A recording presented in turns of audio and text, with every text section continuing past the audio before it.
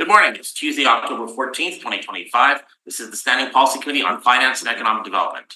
I'm Councillor Jeff Rawadi from the North Cledoman Ward. With me this morning, we have Councillor Janice Lukes, Councillor Matt Allard, Councillor John Orlico. We also have our CFO, Tracy Graham, and today's clerk is Peter Prinsloo, the merry-go-round city clerks for our committee here.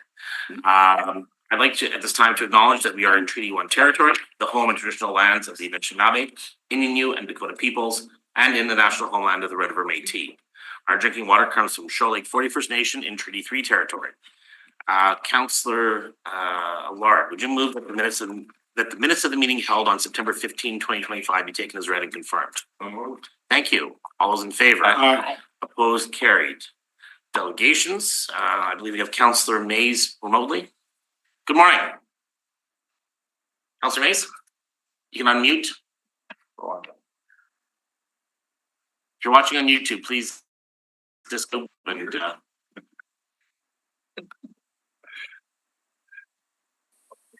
Ryan, can you hear us?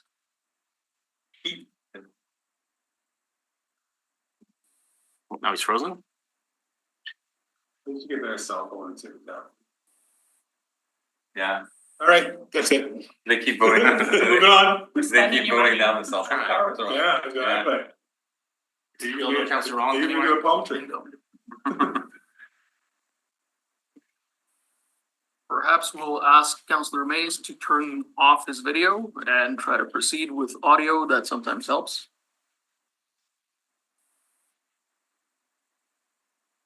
And it's left in you. That's always tall. I'll come back. Oh, it's back. Whoa. Oh, I can see you now. Hello, Councillor Mays, can you hear us? Please unmute your microphone.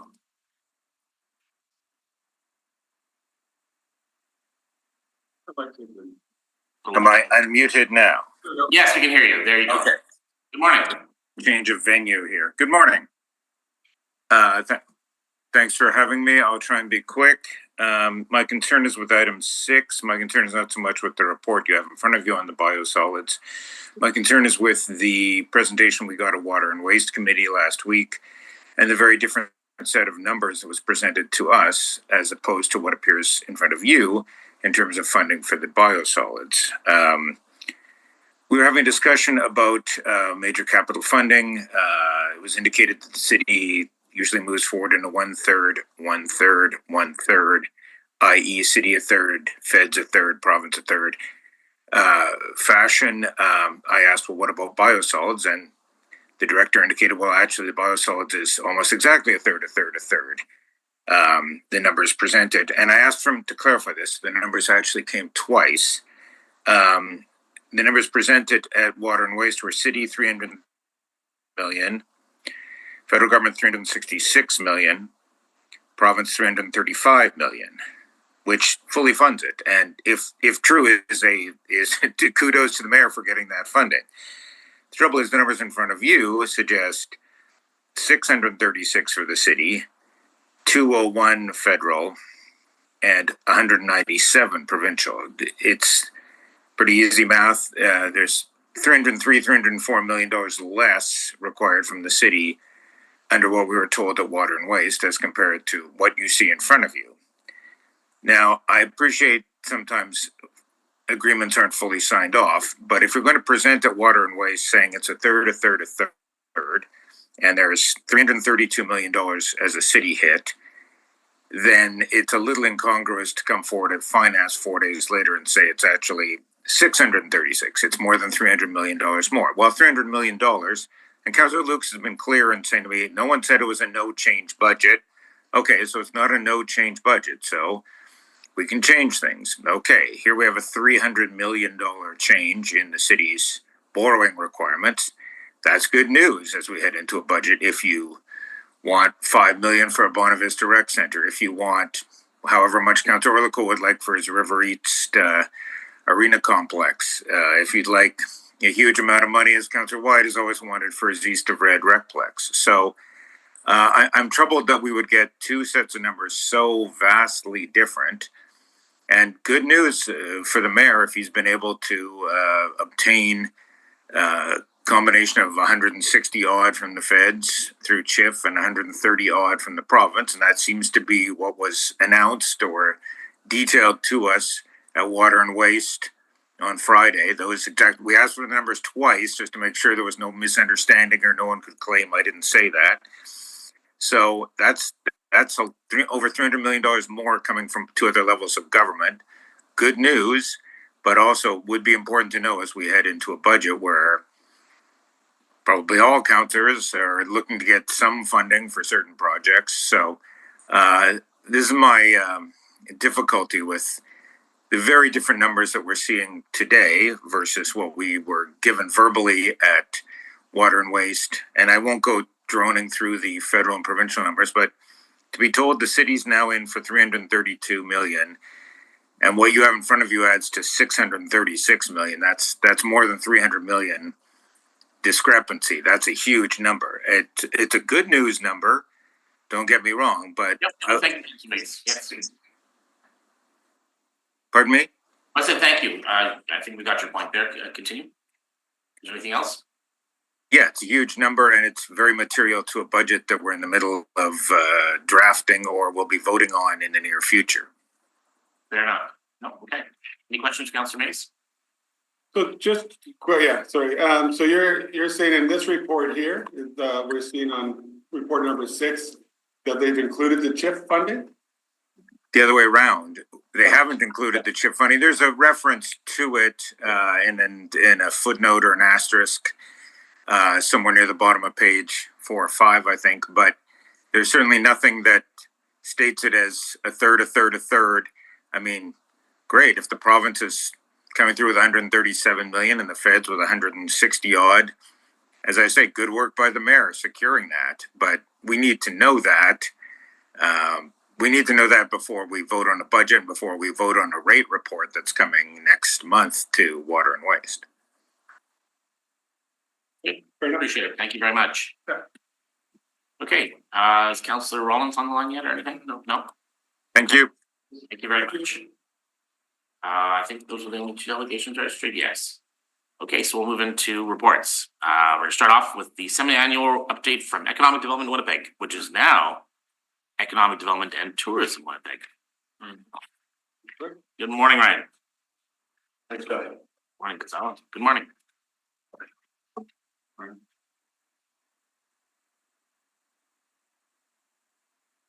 Thanks for noting the name change. Yes. Do we need at the end of the motion to rename the reports? No, we'll catch up. Yeah. Do you have the deck that we had sent in advance? Not on a USB drive, no. Okay, so if we have it, we should put it into the computer right now? Yes. Okay. Yeah. You just pull it up and I'm sure it's.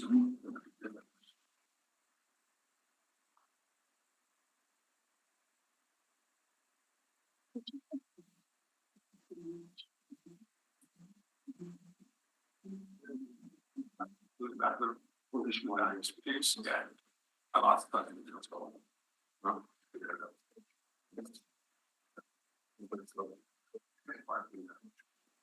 There was a congregation that was the C and the CL. It wasn't going there properly.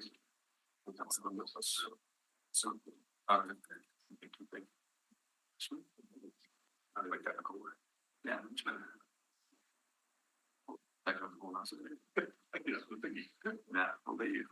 If you put a dash, it's a kenning word. It's a new word. Just add a dash. You just made a word. Perfect. Oh, the other last night we were given with the kids for 401. Do they use name like numbers things? They go, what does it mean? They go, no, they go, what are you saying? Nothing. Why are you saying it? Like, it was just like so old. Are you sure you're saying that? Like, Like, we saw. so I had, sometimes they're saying something. I didn't know they're saying that. I don't know what you're talking about. Like, I go, when would you use that? Well, you know, this and that, that doesn't make any sense. Mine just goes like, that's just brain rot. That don't worry about it. That's amazing, yeah. They're happy about it. Let's. Technical assistance, please, technical assistance. We can just screen share. Oh. Oh, yeah. Let's get there. Okay. I'll let you run. Let's see. Oh, no.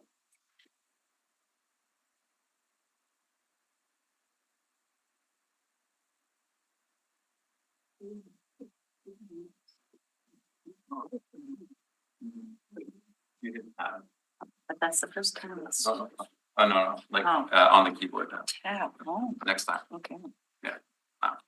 Oh.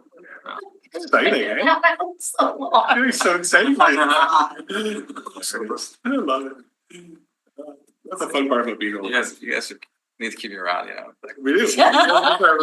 And you're just like, okay, so you turn it on and off. Good to go. Ready to go. Thanks for the patience. Good morning. Good morning. Thank you for having us here today. And happy Thanksgiving, those of you that celebrate over the weekend. My name is Ryan Kuffner, President and CEO of Winnipeg Economic Development and Tourism. Joining me here today is my colleague, Alberto Velasco Acosta, our VP International, responsible for our foreign direct investment and talent portfolios. Thank you again for the opportunity to share our biannual update with you. As you may have noticed, as you remarked at the outset, actually, Councillor, this is our first time presenting to this committee as Winnipeg Economic Development and Tourism, or Winnipeg EDT, which is an exciting milestone for us. And it's a significant one as the city's lead economic development and tourism agency. And I'd like to thank councillors and the mayor and the city for your support as we chart a new chapter for our organization and invest in the ways that we can control in our enhanced competitiveness. Agency. When I was here in April, I spoke about us stepping into this new chapter, specifically bringing tourism and economic development together under one roof. Since then, as mentioned, that promise has become a reality. And on September 18th, we officially launched our new corporate name and brand. The change reflects what has long been true. We are one unified agency, bringing together economic development and tourism under a single unified approach. It makes the scope of our work easier. It positions Winnipeg confidently on the global stage with our one agency model serving as a distinct competitive advantage, one we actively leverage to attract investment, talent, and visitors to the city. With economic development and tourism together strategically under one roof, Winnipeg stands apart as the only major city in Canada with this model. While other cities are just beginning to consider this approach, Winnipeg is already leading the way. In September, we shared a preview of our agency's future direction with the mayor and councillors. And today I want to build on that discussion by showing you what we delivered in the first half of 2025. Our progress across Q1 and Q2, the challenges that we're navigating, the wins for Winnipeg, and the choices that will shape how competitive our city can be in the years ahead.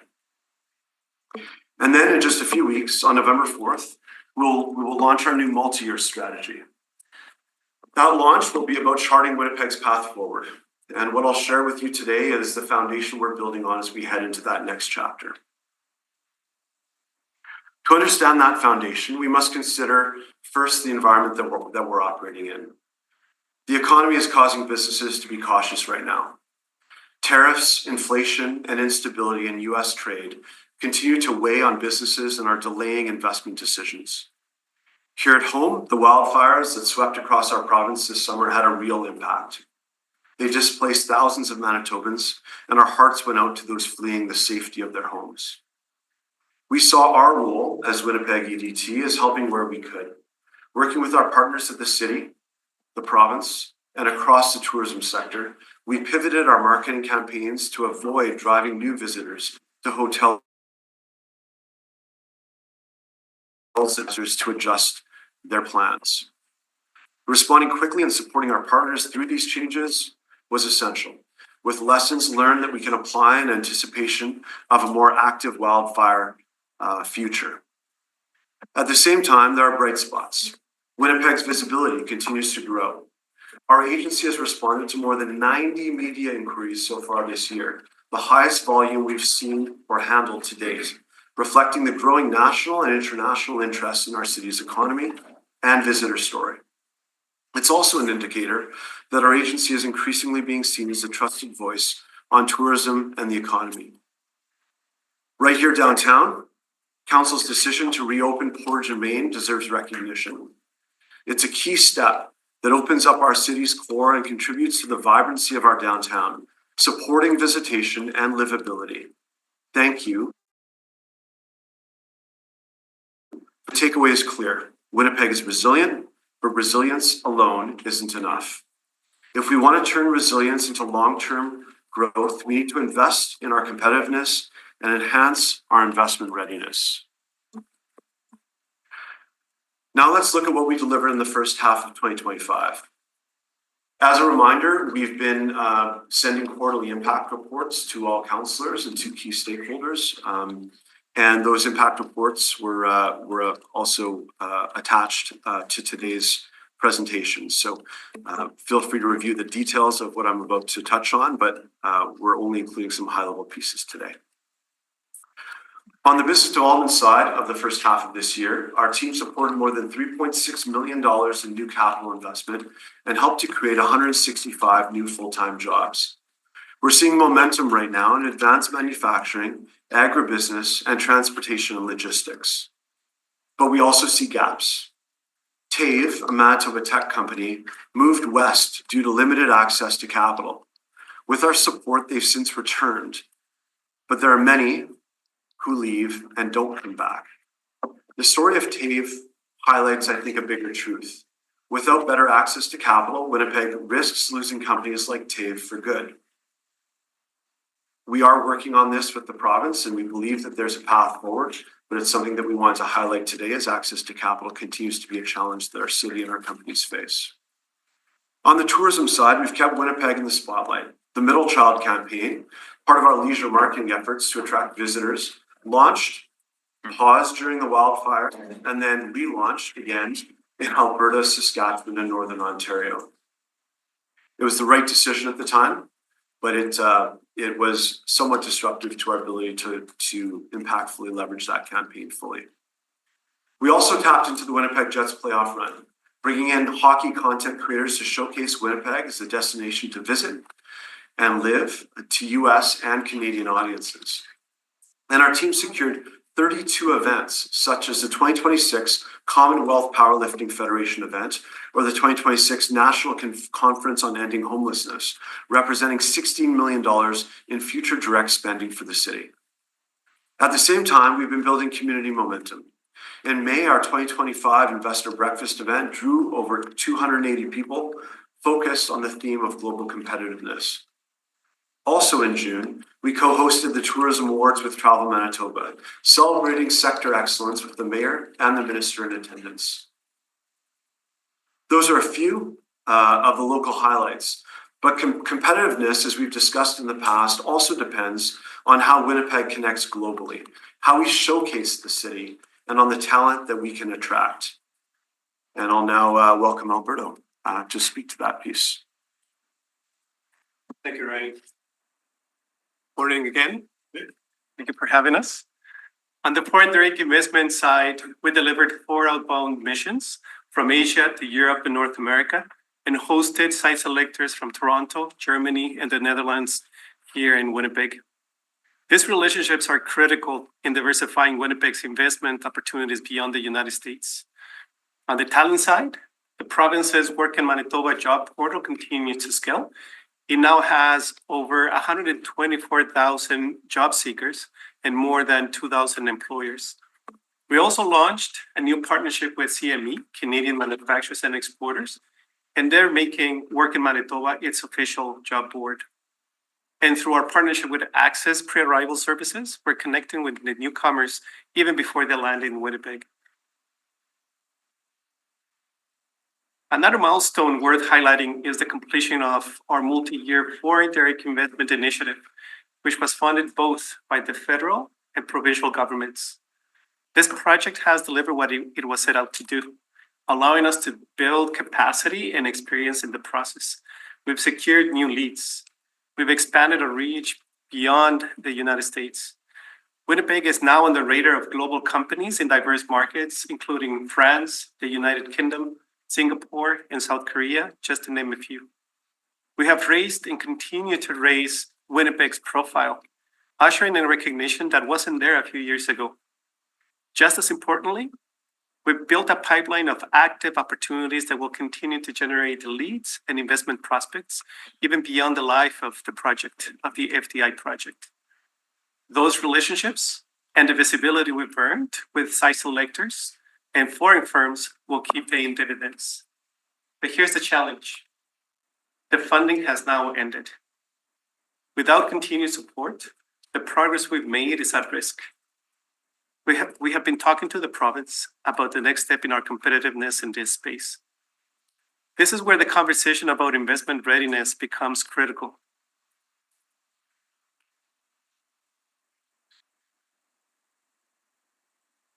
When we talk about investment readiness, it goes beyond land availability. It's the whole package. It's infrastructure, permitting, access to capital, and alignment across governments. And to compete globally, those pieces cannot just exist. They need to be proactively delivered at the business speed with quick and predictable timelines. Centerport South shows how far we've come.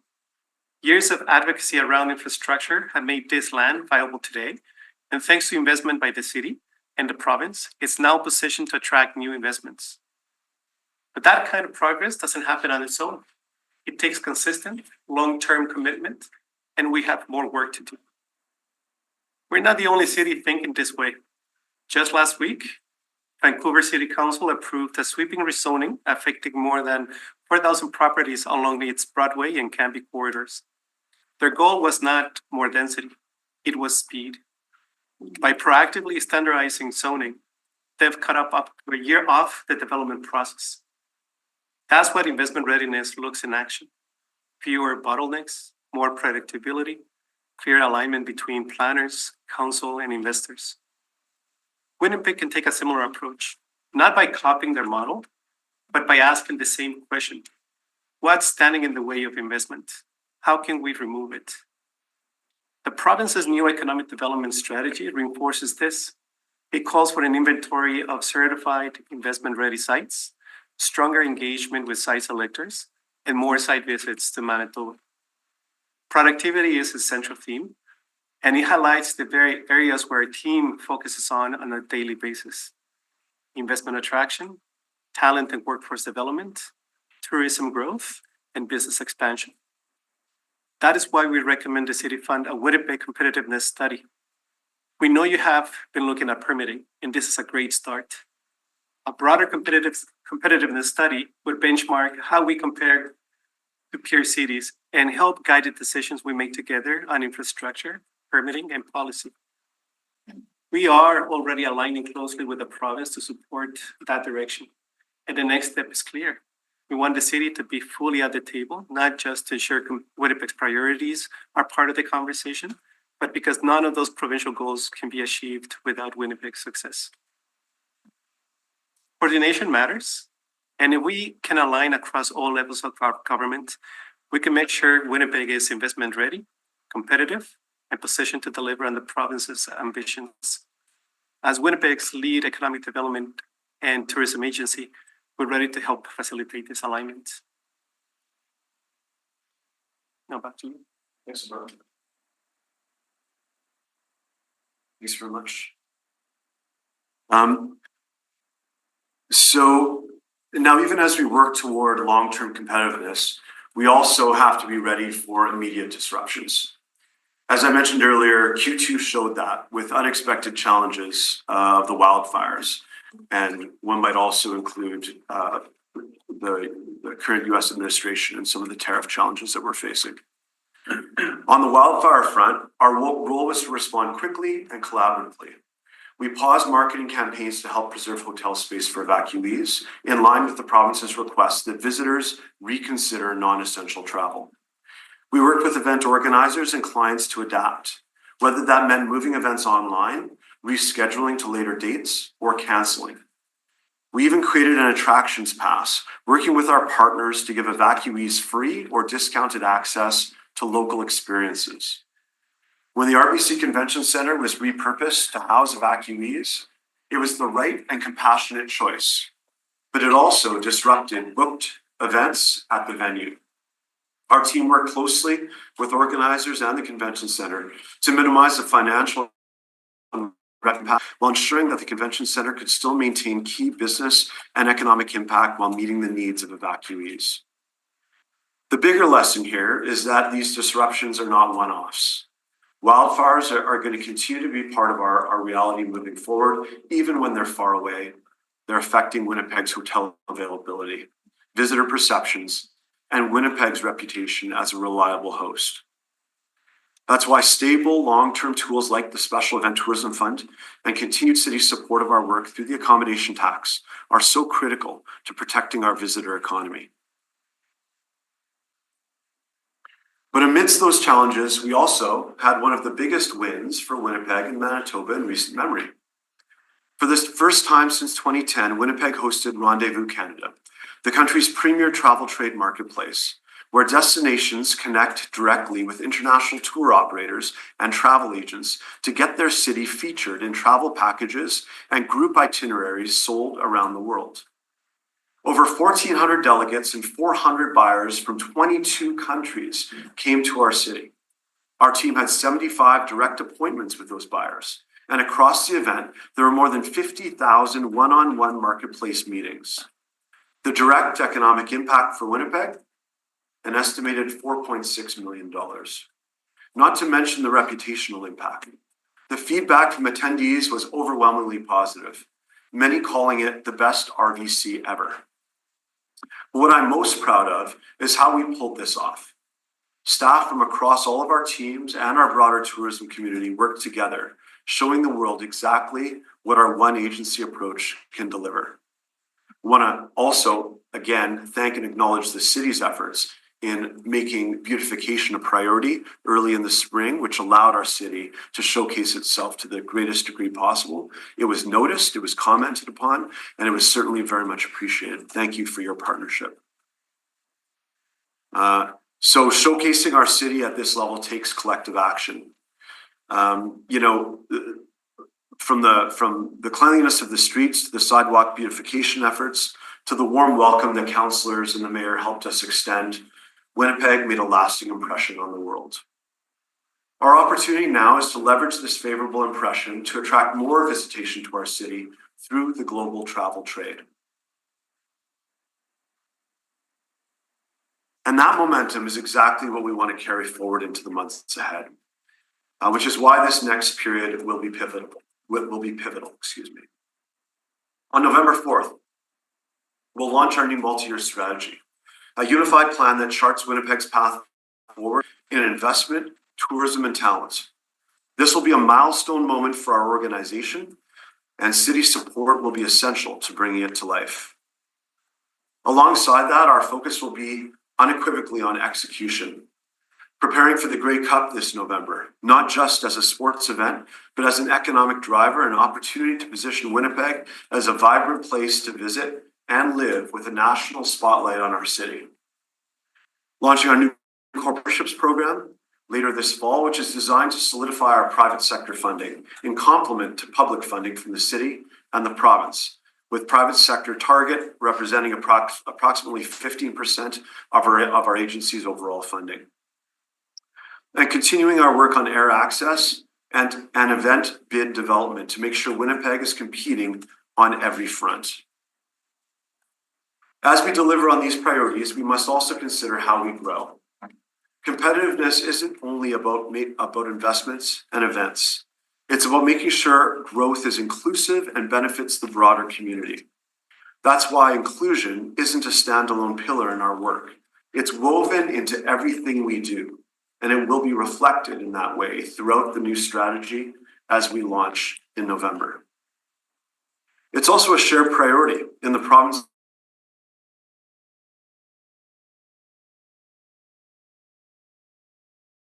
This is new, shaping how we work. In Q2, we hosted Milton Tutusas, Chief Economic Reconciliation Officer with Saskatoon Regional Economic Development Authority, our counterpart in Saskatoon. He met with our Indigenous Advisory Council, our board, and representatives from both the city and the province to share Saskatoon's experience with developing urban reserves, Indigenous procurement, and Indigenous-led economic development. Saskatoon is a recognized leader in this space. Winnipeg isn't there yet, but we have the opportunity to be if we're intentional. That's why, as we look ahead, economic inclusion and reconciliation will be central to how we approach every priority, from investment readiness to tourism growth. And it's also why we'll need strong partnership with the city and council to make those ambitions real. So what does this all mean for the city? At the core, it's about making sure Winnipeg can compete, not just regionally, but globally. It means removing barriers, speeding up decisions, and aligning across all levels of government so that we're investment ready. First, we need a mechanism for in-camera briefings. Other economic development and tourism agencies can brief their city councils on confidential investment opportunities. Winnipeg needs the same. Without it, we're constrained in briefing you and educating your decision-making at critical stages of the investment process. Second, we need to streamline zoning and permitting. We know you've invested in improving this, and we sincerely appreciate that investment. We know it's ongoing. Businesses have told us repeatedly that unpredictability in the process erodes confidence. Fixing this through sustainable and predictable process and related timelines is one of the clearest ways to signal that Winnipeg is ready for investment. Third, we need to invest in land readiness. Having shovel-ready service land that has flexible zoning and TIF access allows us to work nimbly with an investor and can be the difference often between attracting a project or watching it go elsewhere.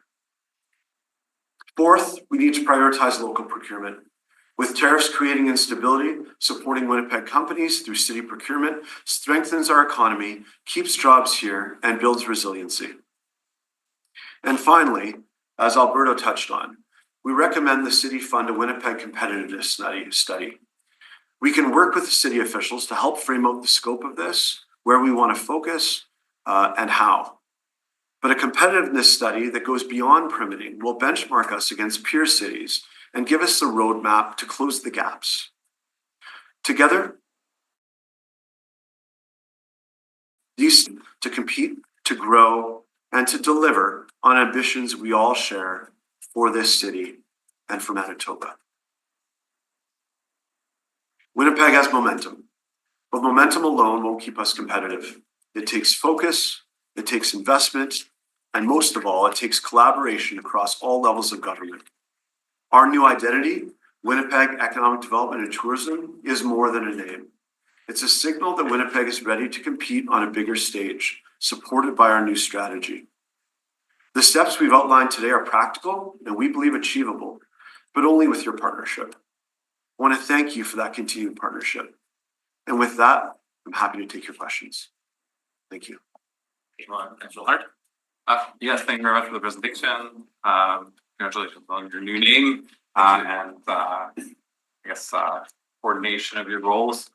My question, I think, is very much St. Boniface, as we have a host of organizations, including the CEDEM that works on community economic development in Manitoba, Entreprise Réelle that works in economic development in the community of the Riel district, so St. Boniface, St. Vital, St. Norbert, as Councillor Lukes is very much aware. Tourism Manitoba, I know there's been, Manitoba Tourism Industry. Travel Manitoba? The Travel Manitoba, yeah. I know that those groups have worked hard with that group in order to, I think one of the achievements was to have the French language is one of the pillars of tourism in Manitoba. And I think all that to ask you, we also have Tourisme Réel. All that to ask the omnibus question, which I think fits into your new role, which is how are you and what are the plans to work together with all these disparate agencies that are working throughout the province? Thanks. It's a great question. Alberto, I might ask you to chime in a moment as well, but we see our Franco-Manitoban community and our business community, as well as the tourism, our Franco tourism sector, as a key competitive advantage. And pour la première fois, je parle français comme président de notre agence. Maintenant, aujourd'hui, je parle français. Okay. Au futur aussi. Mais Alberto aussi. Donc, for us, it's really important that the competitiveness of our city and our province is embraced, and we have to look at what those things are that make us competitive. The diversity, and particularly our Francophone community, is one of those things. And from the very start of my tenure as president and CEO, we've been doing a lot more French language media than we ever have historically, talking about our city in economic development and tourism terms to our Francophone stakeholders, working with those stakeholders in, I think, some unprecedented ways. Alberto, maybe I'll ask you to give a few examples of those in a few moments, because Alberto has been key to some of that. And I think as we move forward, your point on some of the fragmentation of the ecosystem, that is a real challenge. Coordination takes time, right? And so when we've got a very fragmented both economic development and tourism ecosystem, it can be, it requires a deliberate investment in those relationships, in some of the pre-consultations around our strategy, even around how we can align strategies with our Franco-Manitoban partners. And I think we've got some really good examples of initiatives that we've undertaken over the past couple of years in partnership with that community in particular. And Alberto, maybe you can speak to your experience engaged with that community. Yeah, no, definitely. And love the question, because I agree with Ryan. We see the La Francophonie of Manitoba as a great asset to attract investments and to attract talents. This is one of the assets that we've taken to market, so to speak, in places like France, because those are markets that are important investors to Canada, and they may not associate Manitoba as a place that is closer to them than it is. So we go in and talk about La Francophonie as a soft landing place for them to come and understand how to do business in this part of Canada. They know Quebec really, really well, but all this part of Canada is a new world for them to discover. La Francophonie is an easy way for them to understand why. On the investment side of things, we had some conversations with CDM on how to exchange ideas on the foreign direct investment side of things, as they work with the 16 bilingual municipalities. And on the talent attraction as well, we in the early years of our talent and workforce development team, we went together to places like Destination Canada, DSFM, promote Manitoba as a place for Francophone talent to move into. But as we progressed in the partnership, we came to realize that it was a better use of our partnership in having them continue representing Manitoba, see them representing Manitoba and Destination Canada. And they leverage our Work in Manitoba portal as the platform where to capture any level of interest from any job seekers in Manitoba. I think that last point, Alberto, is an example as well of, we want to be supportive of our partners, but we also don't want to be duplicative. We want to ensure that we're complementing. And so that's an example of where CIDEM will go and represent Winnipeg and Manitoba, but we also want to ensure that they're using the tools and some of the assets that we've developed in a way that makes their job easier. I think that's been a positive relationship. There's always more work to be done, but I think it's been increasingly strategic and positive in terms of the way that we work together, and those are some examples. Yeah, thanks for the answer. And maybe I'll just one follow-up is that when some of these organizations may or may not approach me about funding, the answer that comes to mind is, well, we have an economic development and tourism corporation. It's you, and so their role is funded, but not through city funds, and it's an awkward place to be. And perhaps I can ask you to think about that some more. I know you've already been doing some work there, but I'd love to see a more formal connection so that we can, so that as leaderships change, the organizations keep talking to each other through their constitutions or their rules or what have you.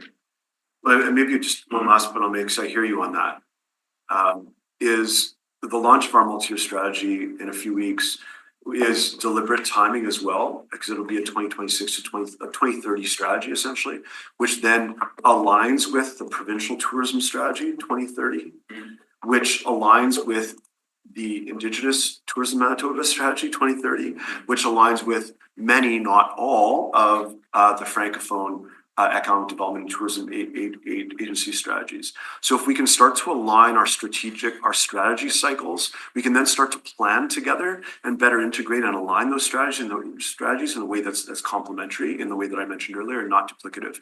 And that timing of that cycle is intentional, because when we're all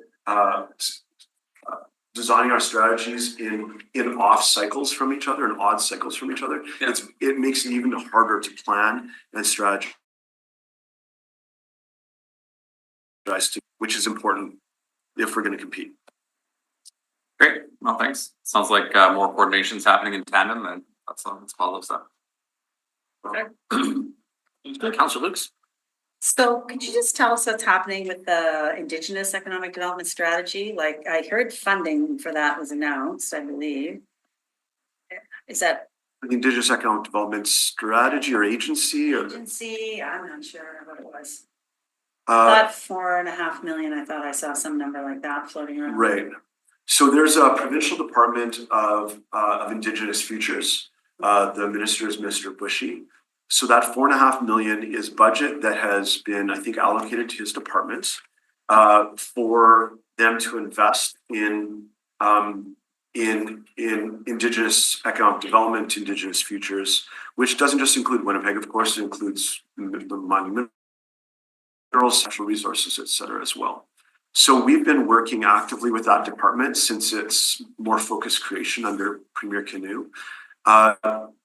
Specifically in the area of urban reserve development, and we mentioned in the presentation our hosting of Milton Tutusas.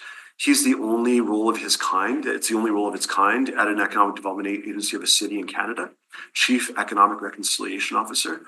Saskatoon, although a small jurisdiction in terms of population, has been leading the way around urban reserve development. And I've spoken to the CEO of SREDA, Saskatoon Regional Economic Development Agency, within which Milton works as well. We've collaborated increasingly. They see as Saskatoon and our counterpart agency there, they see urban reserves not just as the right thing to do in terms of support from a reconciliation perspective, but as a key economic driver for the city of Saskatoon in the years to come. It's one of their top priorities because the investment that's coming into their city as a result of those urban reserves. And they recognized they needed to staff a role that's focused on it, as well as they really leaned into policy development to facilitate urban reserves in the city. So the city of Saskatoon right now, I think, has 22 urban reserves, where we have, I think, under 5 at this point, even though we're drastically bigger as a city. So there's some opportunities there, and we've talked to Matt quite a bit as well when Milton was here. Matt and others from the city had an opportunity to meet with him. And we're also looking at best practices that Saskatoon has adopted in this space, and where there's some sharing that can take place with the city of Winnipeg, even around certain policies that they've undertaken. It doesn't require the city of Winnipeg to adopt those, but maybe there's some inspiration there that could be helpful in terms of helping us as well to move the ball forward, recognizing that they're a leader in the space. So that was a broader answer. The 4.5 million is specifically to Minister Bushy. We're working with the province of Manitoba, who's undertaking an urban reserve strategy. Some of that 4.5 million is going to that. We're supporting it in the ways that we can, which included Milton's visit, but we're also we're working with the province around the economic impact of urban reserves, and we're looking to do something possibly jointly with Saskatoon on that, because they've got more case studies, but we've got the market intelligence capability to undertake some of the work. And if we're really going to move this ball forward and chart a meaningful path to facilitate urban reserve development, I think we all need to understand what that economic impact is going to be as a result, and that's the work that's currently ongoing. And then from a tourism perspective, I see pretty incredible ads put out by Alberta. I think the last one was like, is there any initiative in that respect? It's tough when we compare to Alberta and some other provinces. We've talked in the past about kind of competitiveness in funding. One of the slices that we currently really don't do much on at all is a slice called what's called destination development, which we've talked about before. It's the supply side of tourism. Right.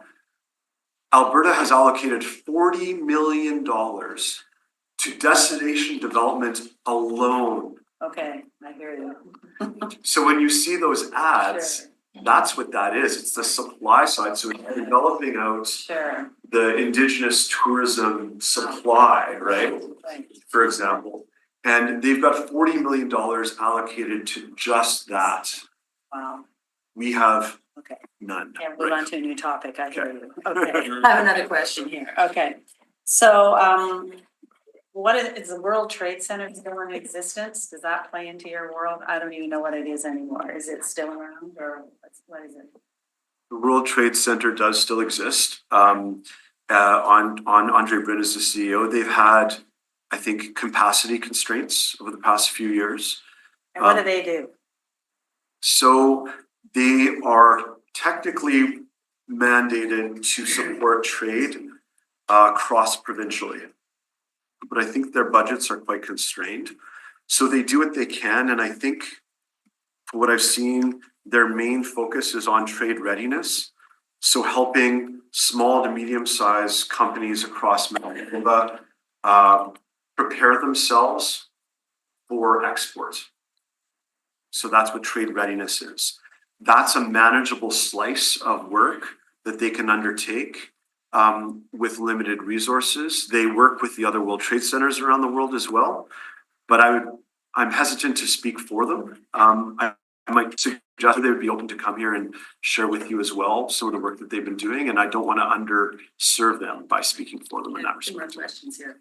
Okay, the hotel attached to the convention center, that's up and going now? Is that what you're hearing or It's in such in place? the initial stages of intent, yeah. So we've been working actively with the city and the province. The role that we've been playing as Winnipeg Economic Development and Tourism is essentially we proactively reached out to Northland that owns the site to solicit their engagement to advance the project. I'm pleased to share that I think they're very engaged in wanting to advance the project. There are some challenges that are being negotiated in the scenes right now. That I think to the city's credit and Matt Dryberg and the work of your economic development team, I think the city's actually been proactive in looking at what could be possible. This is a very important project for our city and for our province. The province of Manitoba is working on their piece as well, but I think Matt is going to be preparing perhaps a report around this in the coming weeks and months.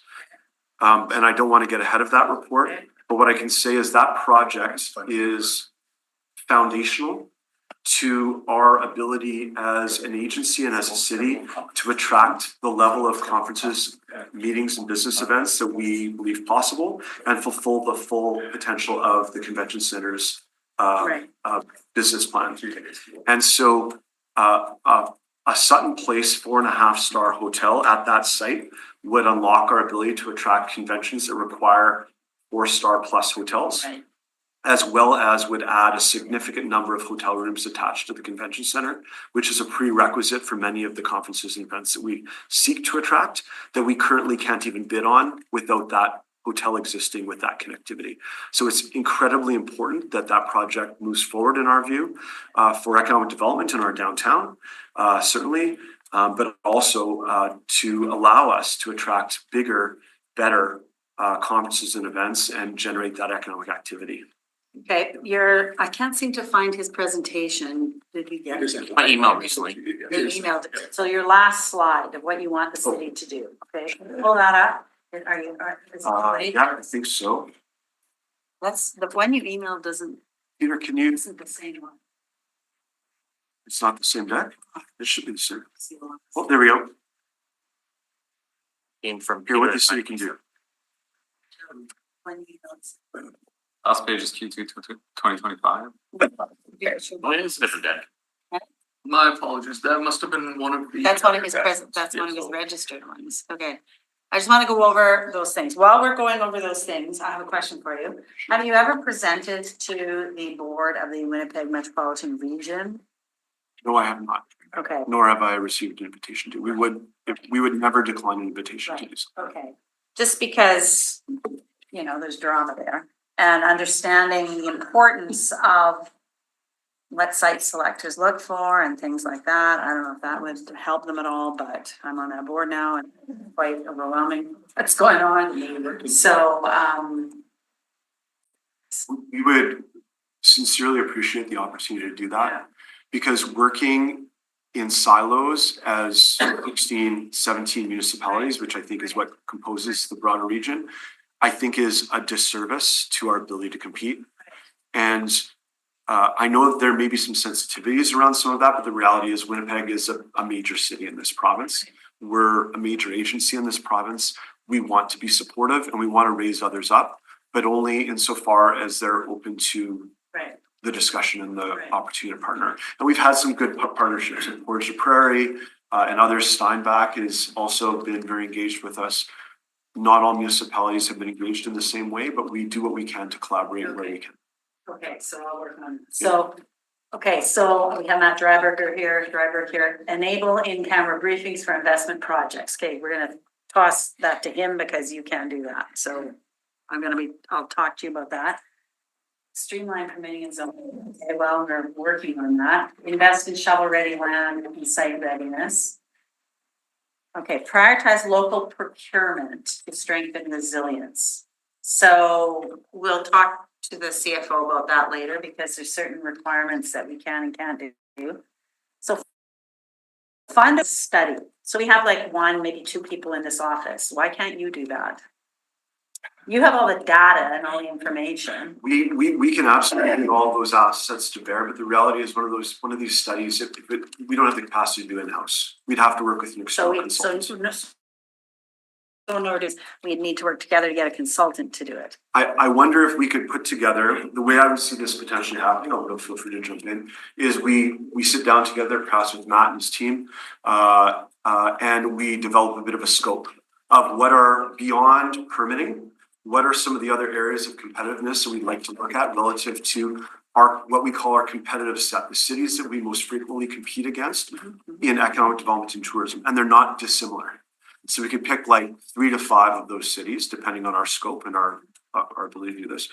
And then in which areas would we like to look at our competitiveness relative to some of the gaps, again, beyond permitting, right? Because I know that some of that good work is already happening.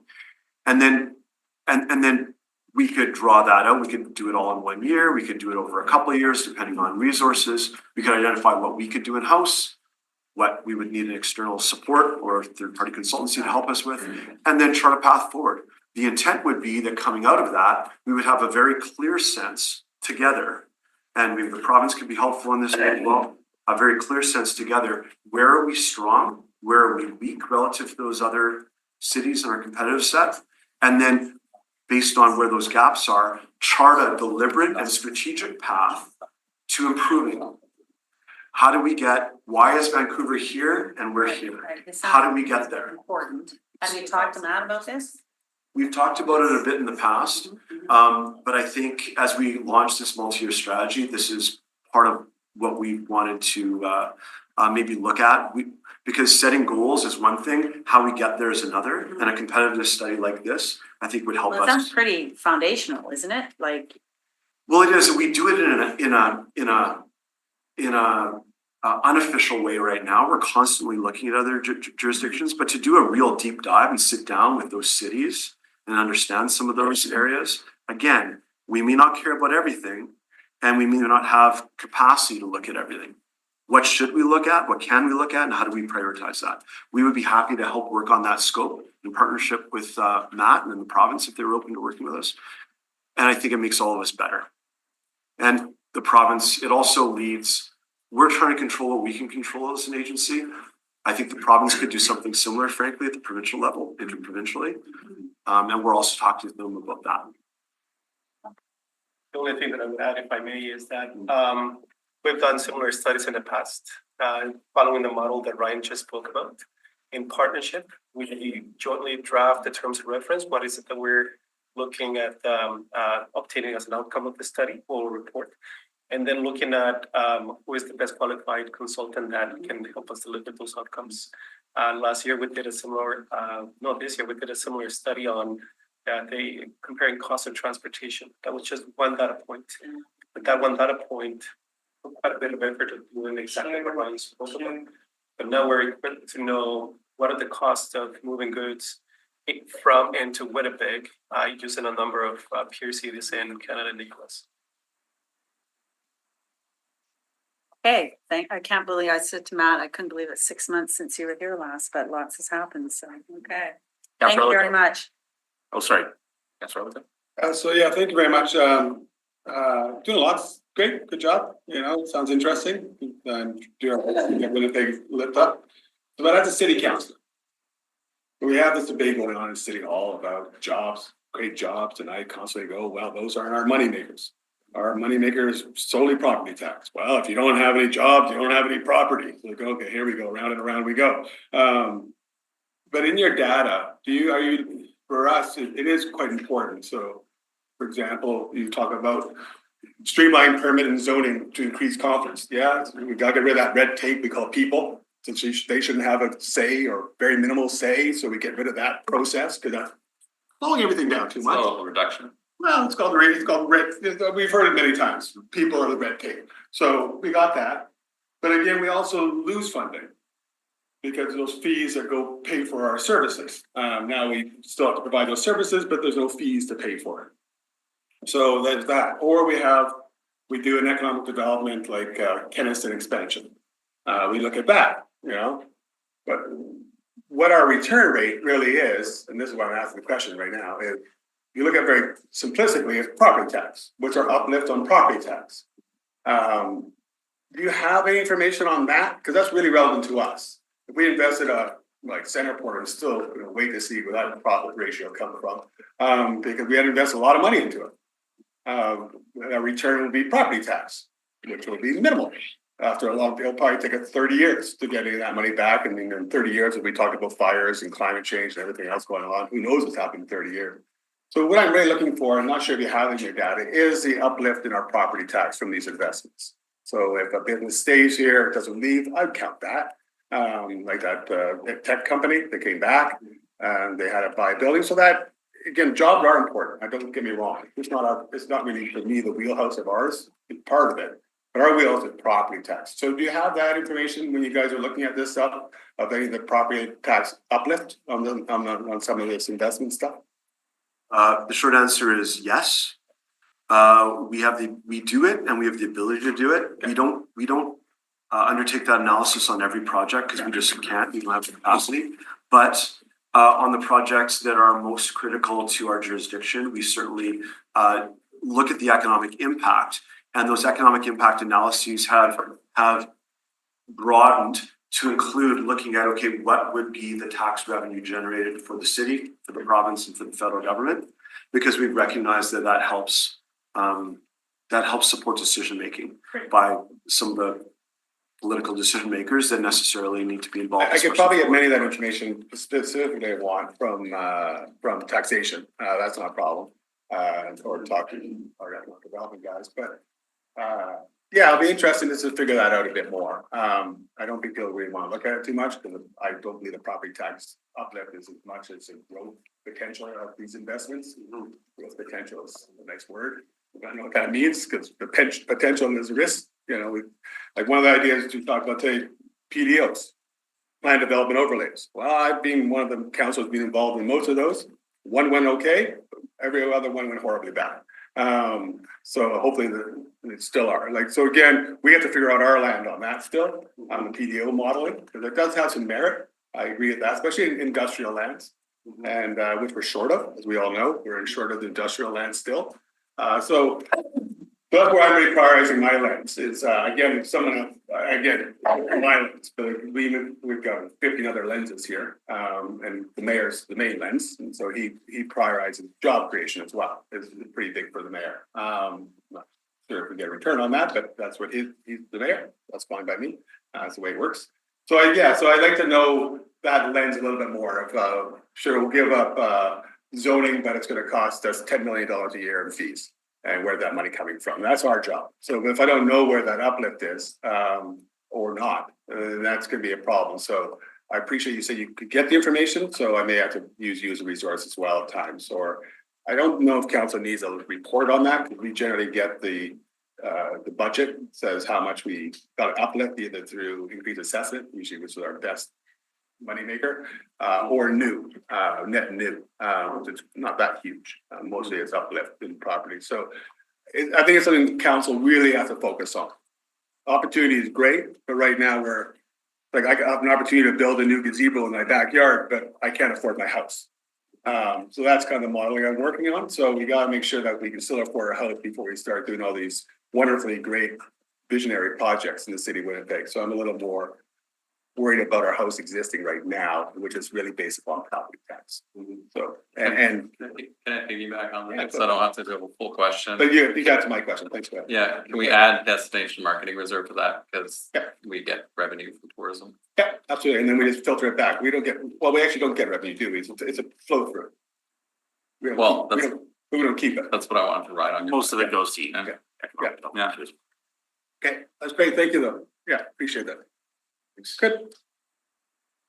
Keep up. In terms of air access, what's our most desired trade route for trade that we're missing right now? And we're probably the largest city in Canada now without a regular year-round European link. Any prospect? Yes, there's a prospect of a European link. There's some active discussions I know that are ongoing that we've been connecting with the airport on, because we recognize collectively, I think, the need for that. I can't say enough about the collaboration and the alignment and coordination that we've had with our airport partners, and as well, Travel Manitoba and the province of Manitoba and the city as well. So I think more than I've seen in my almost 9 years now with Economic Development Winnipeg previously, we agree together what needs to be focused on, and one of those is a European link. So that's being negotiated right now, and hopefully there will be an announcement at some point, but this takes time. In terms of the cities that we, the connectivity that we would prioritize, that normally is an easier answer. You've asked, I think this council's asked that in the past, and we've been able to give you a clear answer. It's challenging right now because of the situation with the US, tariff-wise, because there's been a lot of significant reduction in business activity in terms of cross-border as a result of the US administration's tariff decisions. So it's changed the economic relationship between Canada, Manitoba, and Winnipeg and certain US cities, which is, as you know, constantly changing volatile situation.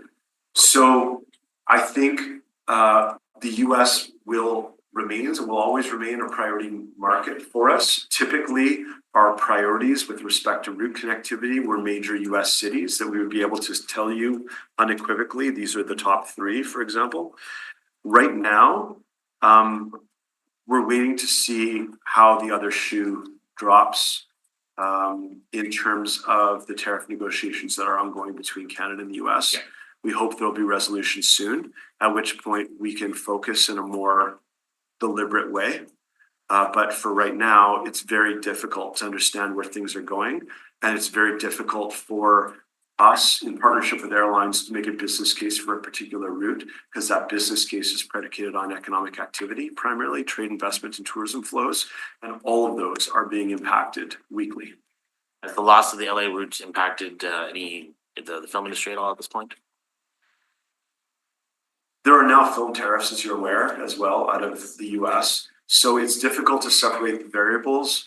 I don't have the data in front of me right now, but I did have a conversation with Lynn Skrmita, the CEO of Manitoba Film and Music, the other day, and film activity surprisingly has remained quite strong. And we hope and expect that to continue.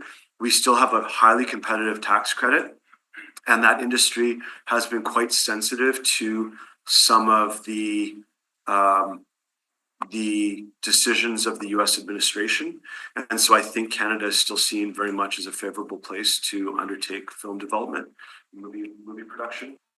And Lynn was saying that she expected there to be more of a drop, and it's been more positive. I don't have the data right now. We can get it to you if it's Trust. Just one other question about trade routes, and I'm not sure if ask me if you're involved in it or you're aware of anything. The big hope in the sky of Churchill Port opening up to all the world, and we're gonna take these trains and bring them all the way down to Winnipeg and go to Centerport and then distribute from there. I don't really see how it works at all yet, but again, I'm not gonna be a naysayer on it. My wife is very strong, loves the idea of defense and I go, okay, whatever. But have you guys started engaging in that conversation? If it does become a major infrastructure project from the federal government, there's a whole bunch of back stuff that we have to do, like get a rail line alone, industrial rail line size to get up there. Are you engaged in that conversation at all yet, or where's that at? We are engaged. It's not one of our core files because obviously it's Port of Churchill outside the Winnipeg region, but at the same time, we know that it's going to have significant implications, positive or negative, depending on what happens there or doesn't happen. That project, the Premier, as you saw with the release of the financial strategy, is very focused on, and I think that project is unlikely to happen without the Premier's focus on it. So that's hopefully encouraging. I think this is a time for ambition. It's a time for big swings, and for the level of project that would be, and it would be transformative if it were to be successful to the broader provincial economy and certainly the city as well in the ways that connect in the ways that you articulated. I'm not an expert in the details of what's required to make it possible. Obviously, anything's possible with the right level of investment. So we're supportive of it. We think it could be the right thing. We know there's a lot of work to be done and devil in those details, but the potential impact on Winnipeg would be unequivocally positive. There's not really a group that focused on it yet, the way to just see where the money's going or. Well, Arctic Gateway has been big, yeah. And so we've had some conversations with them as well as they've built it out. They're having lots of conversations with the federal government in partnership with the province. Sure. And I think for the first time in many years, the federal government is also looking at Churchill through a military lens, through a naval lens. And that's something that we had collectively raised as a community with the federal government in past years. They weren't open to a conversation. Over the past 6 to 8 months, that's changed. Talk about investment. I'm not sure where that money is coming from, but yeah, those targets are pretty high for military spending. So again, I'm looking forward to the federal budget coming out. Are we going to pay for all this stuff? But yeah, absolutely. Defense and just export and import. I don't know about import, but definitely potash could go up there. I'm not sure about oil. I know it's going to the pipeline up there. But there is that potential. And then the Arctic just melting, which it's great for taking resources out, but it's also going to be really brutal for the environment. So I'm not sure if we'll be able to get trains up there. Those are going to happen. Well, and the defense sector and certainly aerospace, of which we're a key cluster, we see as significantly high potential in the coming years. Really sincerely appreciate the mayor's leadership recently in terms of helping to coordinate the broader ecosystem to advocate to the province and the feds around the importance of our cluster here and what's possible. And in terms of the implications of Churchill, maybe also there, Albert, is there anything you would want to add to that, given your engagement in that space? No, it's exactly what Ryan said, but we do follow very closely and we participate when we're required because the Port of Churchill is a big asset to Manitoba competitiveness in global trade, as you might appreciate. We often talk about Winnipeg being at the center of the continent, so close to the US border, given access to the US market. But that gives us that strength in the northern point of connection to global markets. So we see whenever that asset gets developed, just strengthening the position that Winnipeg already enjoys as a global spot for trade. Boyd faces north for a reason. Yeah. All right. Thank you. Thank you very much. Prosperity is north. Red basket with the wheat to the south. Yeah, that's right. Yeah. Okay, somebody ready to move this report as information? Councilor Lutz, thank you. That's what you're doing. Yes, thank you very much, guys. I Great. appreciate it. Thanks very much for having us. Thanks. Okay, motion heard, all those in favor? Aye. Carried. Okay, Winnipeg Police Board quarterly budget update. Dun, dun, dun. And joining us today is Jeffrey Wiggett, Executive Director and Secretary to the Winnipeg Police Board, to speak to both items number 2 and 3. Good morning, thank you. Perhaps if it pleases the committee, I'll speak to them together. Item number 2 is the quarterly budget update for the board. There's, I would say, no substantive differences from the Q1 report. The board remains within its budget.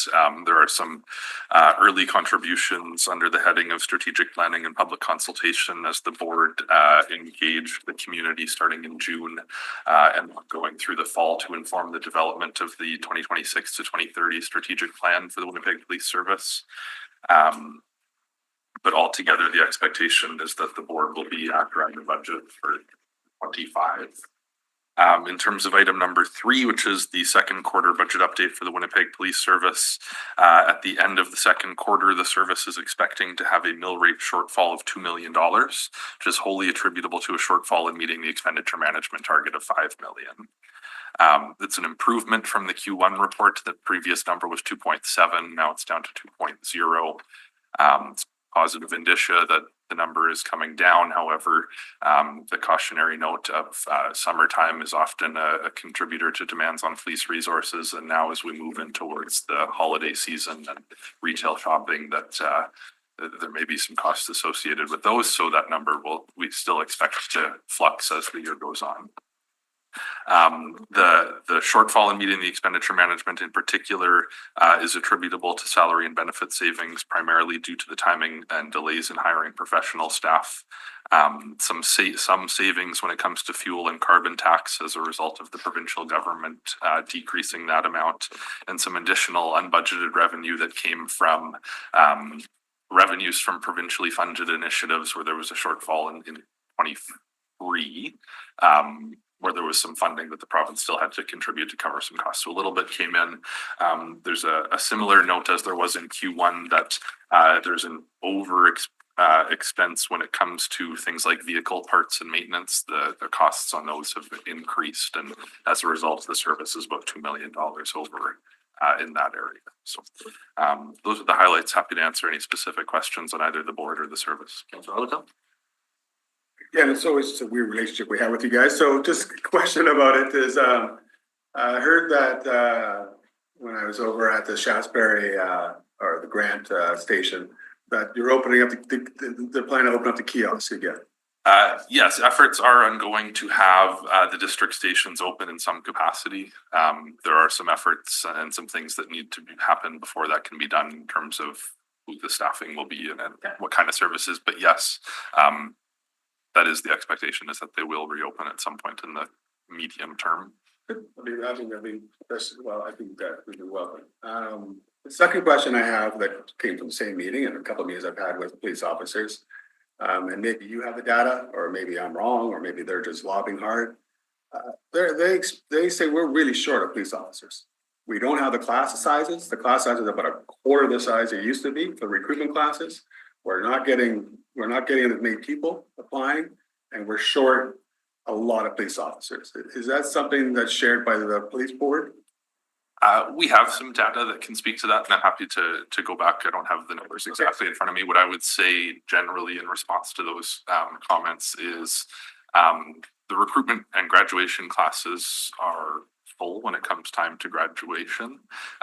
Winnipeg is not unique. It has become very much commonplace across Manitoba and the rest of the country now that the recruitment efforts of police services, the number of applicants is not what any agency in the country has seen. Those numbers are down for all sorts of reasons. Some of the actual class size numbers have actually gone up over recent years because of specifically funded initiatives to put, downtown foot patrol resources out and fund the violent apprehension unit. So there have been some big classes, but I think there are a lot of impacts in terms of how many people can be out deployed at any given time, and how many people are applying to come into the stream. And my last question regards poaching. It's been mentioned to me by a few officers that the problem they're facing in the ranks is other provinces are coming to town and poaching our officers. Is that something the board is on the board's radar?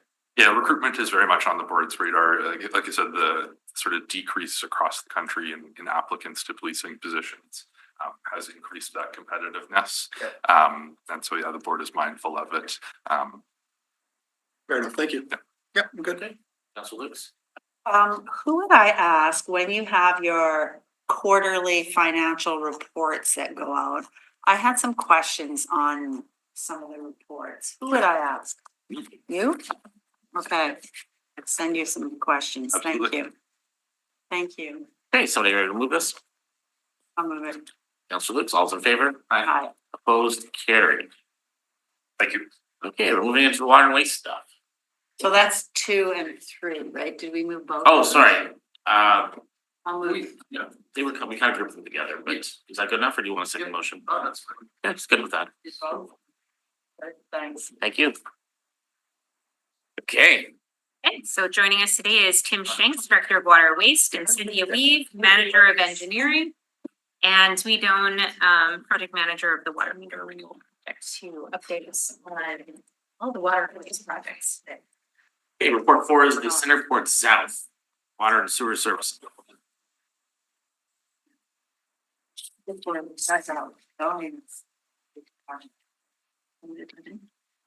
Yes, sorry, Cynthia can speak to this. Okay, sounds great. Thank you all.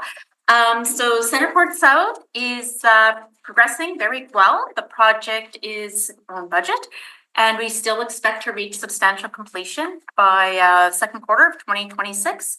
So I'll just highlight a few key points from the report. We have had significant construction and spent $16.2 million for a total of $35 million. We did have a claim for on the interceptor contract for just over $500,000 as a result of differing ground conditions. So some boulders have been identified, and we are currently reviewing that. We also did run into a boulder during the construction, which damaged the interceptor pipe. And we're working with the contractor to look at options on how to get this fixed. One new risk was identified, and that's related to the contract for the feeder main. The contractor is behind schedule, but we're looking for ways that we can still make it work within our current schedule. So we've delayed the crossing for the railway, but we don't expect any impacts to schedule at this time. And we also did have a risk related to the force main alignment within the provincial and Arama-Brossard line or lands, but that has since been resolved. So it's so that's just kind of a very quick overview of Centerport South. Are there any questions? Just a quick one for me. So we've had the Councillor May talking about 1/3, 1/3, 1/3. Well, this is not a 1/3, 1/3, 1/3, is it? It's a 1 half, half, half, half.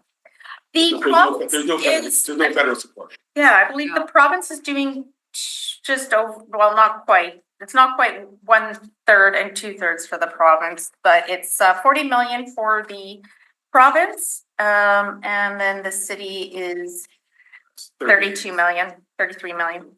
Yeah, so it's pretty low. Mm-hmm. Especially when Yeah. because we'll be on the hook for anything that goes off this, right? Mhm. So any overages, that's city's problem. Correct, So we'll- correct, yeah. So I wish it'd be 50-50, but There's eligible costs too. yeah, ineligible Mhm. cost. And then there's these fund, does this include the ineligible cost in these numbers? In the 73.7 is the total cost, yes. Including ineligible costs, okay, so, well, all right, okay, I'll get into it later. Okay, but that's, so we're doing, retained earnings plus, debt. Correct. Which is, and that's fine. And we're planning to have this, this line done. By mid 2026 in the second quarter. Okay, right, that's great, thank you. Sorry. All right, somebody ready to move this one then? Sure, I'll move it. Okay, thank you, Councillor Olika. All in favor? Opposed, carried. New pick, Power Supply and Headworks. Okay, so, Former yeah. Project 1. sorry. Okay, so, so North End, this is the first project, Headwork, so it's progressing well towards completion. in this reporting period, which goes till the end of July only, so there's a bit of a time gap. We spent $20.3 million. This particular project has a number of projects within this. The big one, of course, being Headworks. So of note for Headworks, we did have a budget and contract amendment that was approved by council in September for $47.5 million. This resolved a contract relief event for additional costs related to COVID. That was $31.2 million. And it also resolved some forthcoming or claims that would have been forthcoming for $16.3 million. And it included things like stabilizing the outfall. So the outfall is the only way for us to get sewage, the treated effluent back to the river. So it's very important that that we do the stabilization to keep the condition of that functioning. It also included things like some PLC panel changes, bit of delays for permitting, and some changes on some loop drawings. This contract change also included a schedule extension. So the original substantial completion has changed from March to August of 2026. However, to mitigate some risk here, we also included a new milestone, which we're calling facility in operation. So the Headworks will be in operation by the end of May. So it's really a 2-month change, and this doesn't have any impact on biosolids and nutrient removal. We awarded tenders for primary clarifier upgrades. So when this project is complete, it will help us have more capacity in the digester. We also awarded a tender for UV upgrades, and this project has begun already. And subsequent to this reporting period, we did have a contract change, just 2 to mention. One is for the owner's advocate.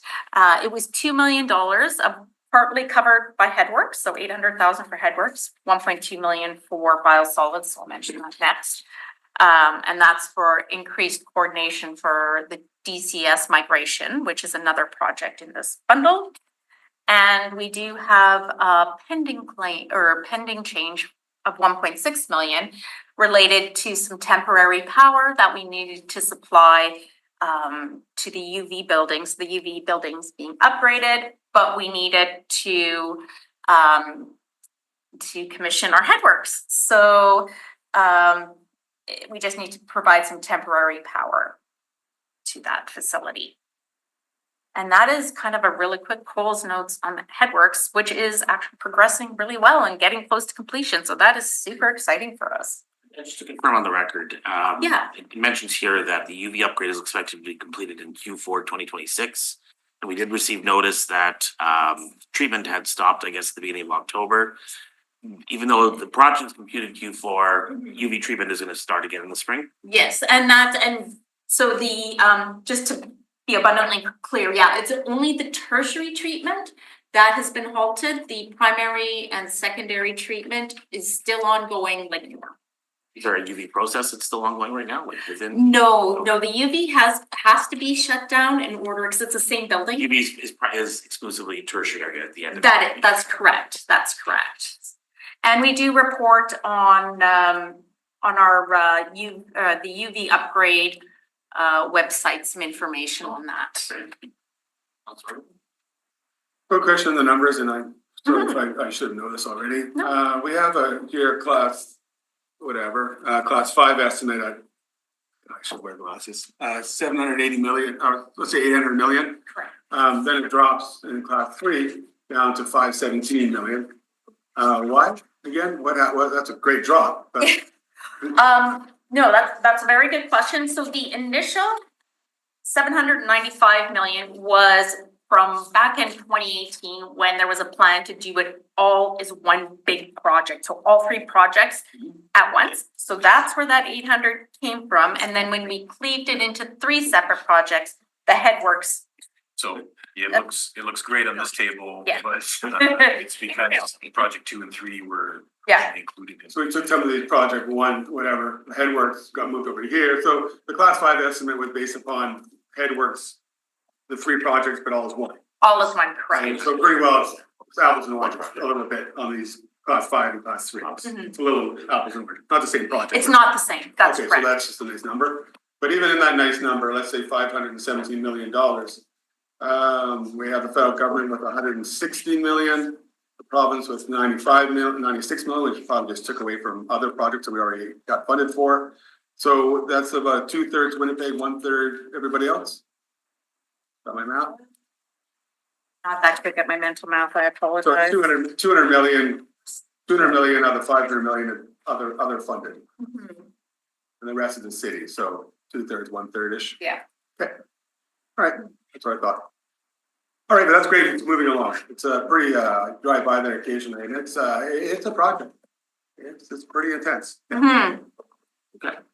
So do you wanna move this one? I just- Oh, you have a question too, Councilor? I've Sorry. had this before, but we pay for the advocate, Owner's advocate, that, we pay for contractors advocate within the system.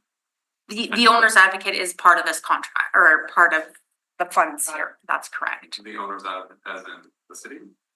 AECOM is our owner's advocate. We're the owner. We're the owner, yeah. Okay. Got it, thank you. Okay, motion's on the floor, I think there. All those in favor? Aye. Opposed, carried. Hey, Next one's project 2. All right, biosolids. right. Wait, number 3. Ward 6. Okay. Well, you can. go over- Yeah. I'll speak to the funding part. For sure. Here you go. So, yeah, we are in for biosolids, second project. We are in the development phase right now, and we have spent $5.9 million in this quarter. At the end of this year, we do expect to have a revised cost estimate based on a 30% design. So we're all eagerly awaiting that. Pardon? No, we're not. No, we're not. Sorry. You are, yeah. We're not. You're not. Fair enough. We have also engaged a consultant to do a peer review on the cost estimate. So it'll be an independent review on the methodology for how the cost was derived and what the cost is. And this will help provide more cost certainty for the city. We also continue with some early works packages, which are meant to de-risk the big project. So this includes one that has some water main work, some, dealing with some soil contamination. And that project, or that kind of early works package, is expected to be complete at the end of this year. And we have another one on the go for land drainage design, which is in kind of final review for the detailed design. And we expect construction to start before the end of this year. And so this report is accurate up to the end of July. So as of the end of July, we're saying, the project is fully funded with the additional 483 being funded by debt, with discussions underway with the province on funding. And maybe I'll turn this part over to Tim No, I to just, finish that, and then I'll finish mine. I want to clarify a few comments made there, delegation B. We had water and waste SPC on last Friday. This was not being presented, this report wasn't being presented, but there was a discussion about our upcoming rate report. So there's discussion about what we're trying to include in our rates, how we're trying to structure our rates. There was a question about, funding status for project 2. I did provide numbers that reflected a close to 1/3. That was for my working notes that I disclosed at the time. And the discrepancy between where our working notes are at and what this report before you today presents is because of the date of what this report covers. It covers to the end of July. That was the status of time. There is text in the report to reflect that we're still kind of working on finalizing CHIP funding. So there wasn't a presentation on Friday and the numbers. And in this terms of status of CHIP funding, I guess later. Yeah, no, for sure. So there's a lot of publicly announced information around CHIF. The Canada and the province kind of entered into their agreement back in March. So we know that Winnipeg is allocated 166 million of federal funding relating to CHIF. But the provincial budget only talked about $120 million of provincial support relating to CHIF. Where mathematically, if you follow the funding formula, it's really $138 million. And so extra money would have been contemplated in the outer years around the difference. But we really haven't had, well, I had verbal clarity from the province that it's really 166 from Canada and 138 from the province. We didn't have anything in writing, and I still haven't seen a draft CHIF agreement yet. I know they're working on it, but we hadn't had any clarity over the provincial dollar value. And we do know that the provincial dollar value will be covered through the strategic infrastructure basket. So also how much debt that frees up under the city model is still uncertain at this time. So when this report was written, to the councillor's point, very correctly, is we didn't have full clarity on the numbers, and so therefore they're not reflected. But the rate report will will reflect the numbers that we have now received by confirmation by email by the province, that we are looking at 166 from Canada and 138 from the province relating to CHIF, which changes the funding model back to something a lot closer to the 1/3, 1/3, 1/3. So it's 32% Winnipeg, 32% province, and 36% Canada.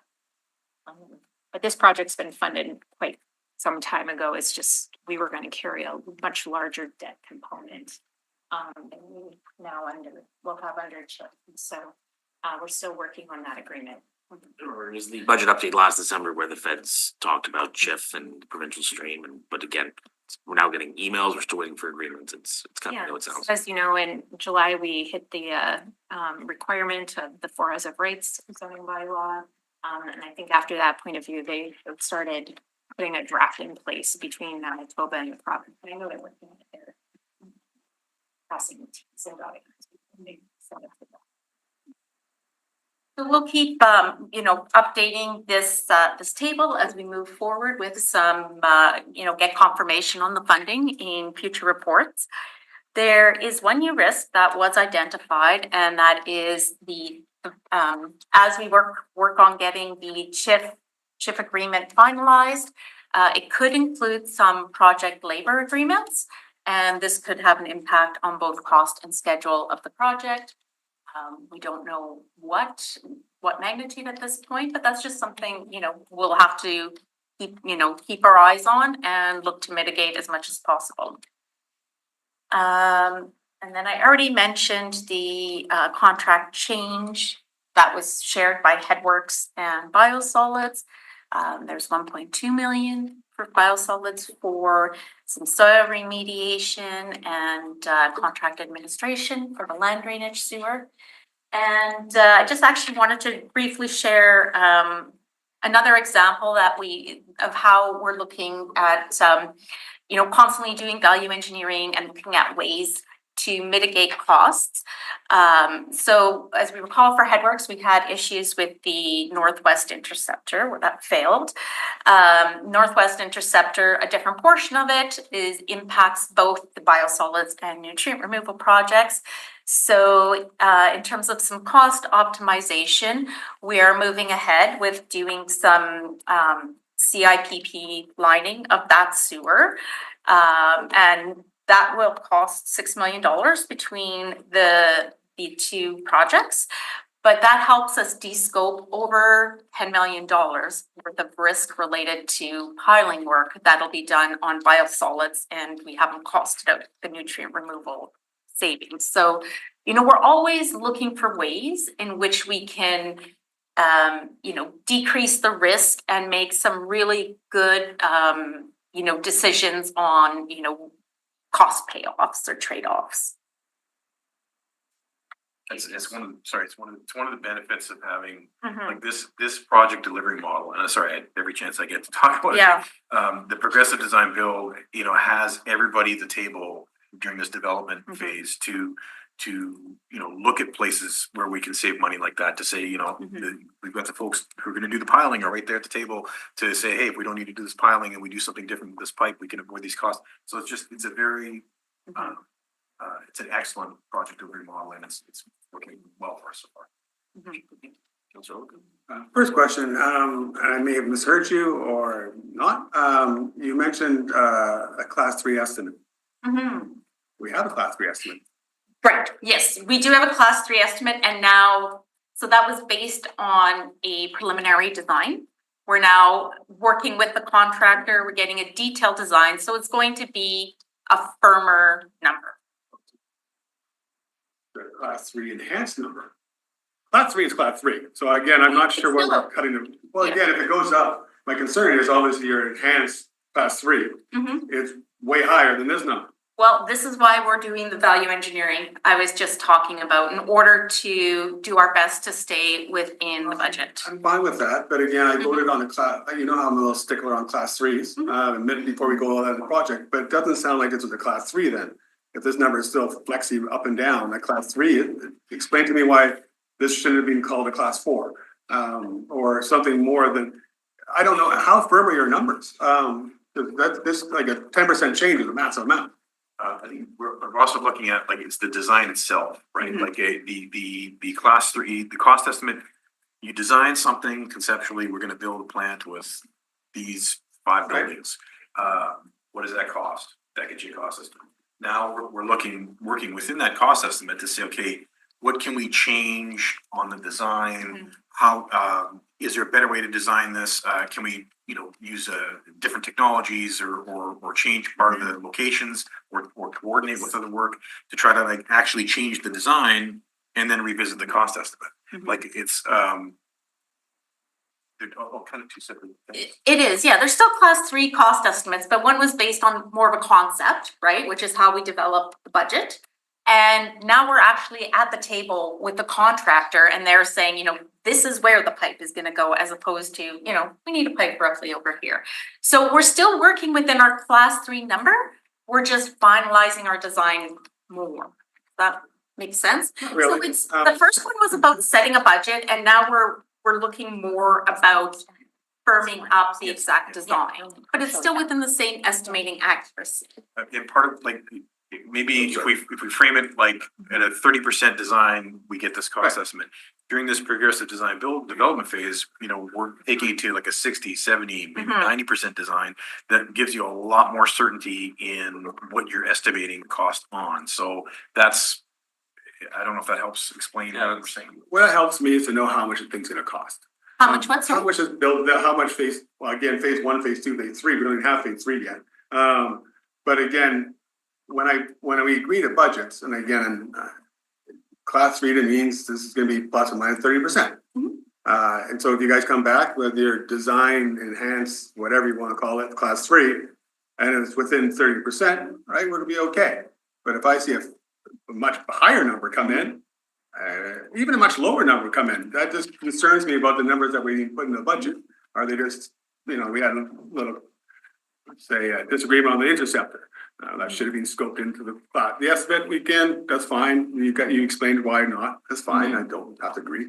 But so when are we gonna know that class 3 enhanced design, whatever we wanna call it, when will we know that number? It's still, we'll have, by the end of the year, it's still a class 3 estimate, it's just now based on a more final design as opposed to a conceptual design, but we're targeting the same number. And that's my question, because if all of a sudden we're gonna go out there and say, oh, look at this magical CHIF money came in, which is my next question. And we're all one third, oh, like me, I'm great, look what we all made, balance it off. But then it comes back 6 months later and it's like, oh, another $100 million popped up because we missed it, the design, whatever. So that's my worry.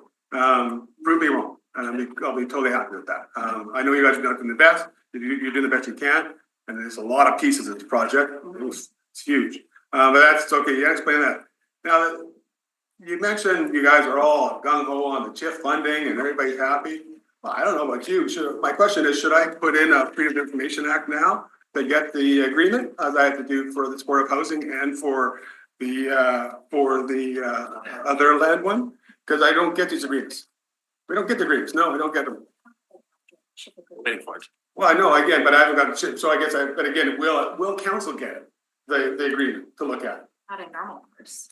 Well, again, no, it's always denied until you have to do a Freedom of Information Act and you find out all these new provisions that's in CHIP that we didn't know we agreed to. Because all of a sudden you have to do this and this, and like, you know, we find employment rates and all this other stuff. We didn't know that at the time. We were told, sign up for CHIP, you guys are broke, you need the money, so take it. That's generally what we're doing, it sounds like. So I would like to, are we gonna get the agreement to look at it? Or should I just go apply FIPA right now?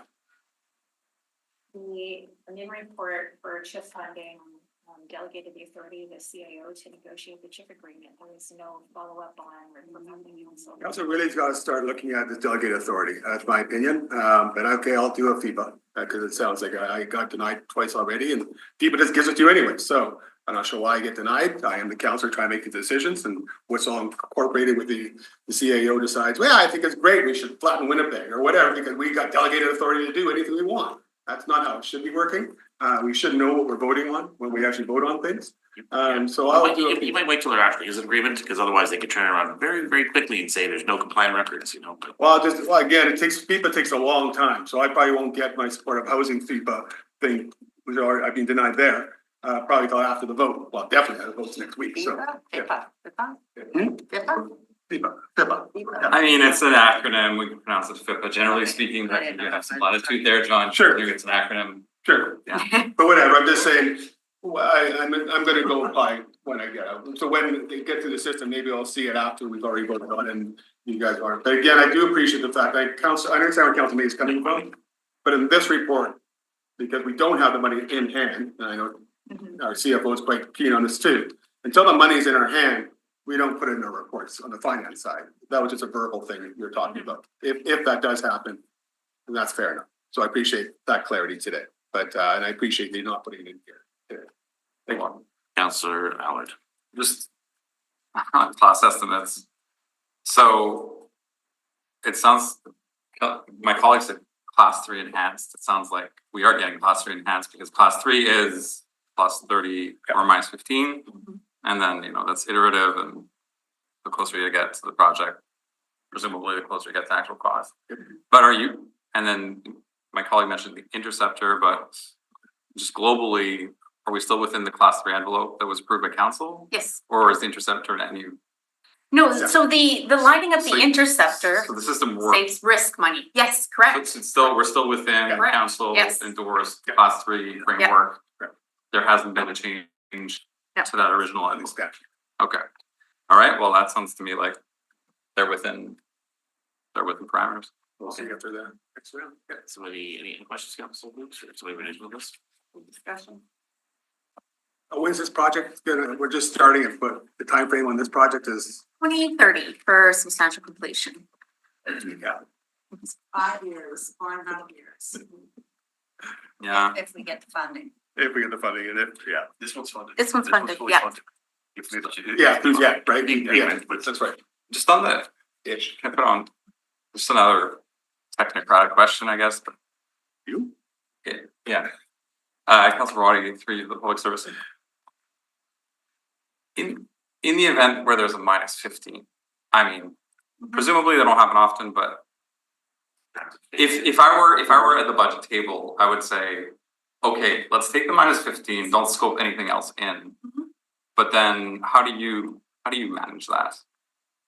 Because if I were a director, I would likely take my budget and find a way to make the best project. I don't want to impugn anyone. If I were director and there was a minus 15, I might find a way to make a better project or mitigate risk further. What do you do? Because at the budget table, I'd be like, okay, 15, that's great. We're gonna fund some rec facility thing. No, that's a great question, what for the counselor. We have your colleagues talking about that sort of thing. Oh, sorry. No, we never do that. I would say that in this case, because, well, first off, these mega projects are kind of their own thing. But I would point out, like, the environmental projects reserve, like the reserve fund, that is an established reserve to fund the North End plant upgrades, actually all the sewage plant upgrades, and also the CSO program. Dollar saved here on those funding sources is a dollar available for other projects. Obviously, we have Project 3 looming above us here, we would, want to share that funding with these other areas where we're actively looking for additional funding. But fundamentally, because any cost relief on this project helps us with CSOs and other treatment plant upgrades, I wouldn't, there's saving in this project to be bank. Okay. Yeah, if that helps. It does, yeah, it's just, it's not, it's rare to see projects come in under, but it doesn't never happen. It happens sometimes, so. We've underpassed. Okay, Okay, so you're ready to move this? Sure. Yeah, thank you, Councilor Thank you. Olico. All's in favor? Aye. Opposed, carried. Favorite one. Subic, So then, report number report, 863. no, 43, 43. 48 times 4. Yeah, no, Divide by 4. that's okay. I don't know. Take a bet that we're not gonna go to the next 10 digit, All right. stay under 50. All That's right. that's my promise to you. In this reporting period, we spent $1.7 million. Kind of the short version of this report is that we do continue to work with the contractor to progress towards substantial completion. We're aiming for substantial, hopefully end of this year, early next year. We also continued work with insurance in order to, we had a few insurance issues to get as much money back as possible. And, really to sum up this report in a nutshell, we are meeting all our license conditions and the plant is running. It's just not running optimally. So what we're doing is working with the contractor very closely in order to optimize a few things. So for example, some of the sludge thickness, it's not as thick as we were hoping it would be. So we're working with them to optimize a polymer, which is like a chemical you put in to like thicken the stuff up, right? So it's a running plant, it's meeting license conditions. We're still working to just finalize a few things, dot the i's, cross the t's. And hopefully I will not be talking about this very much longer.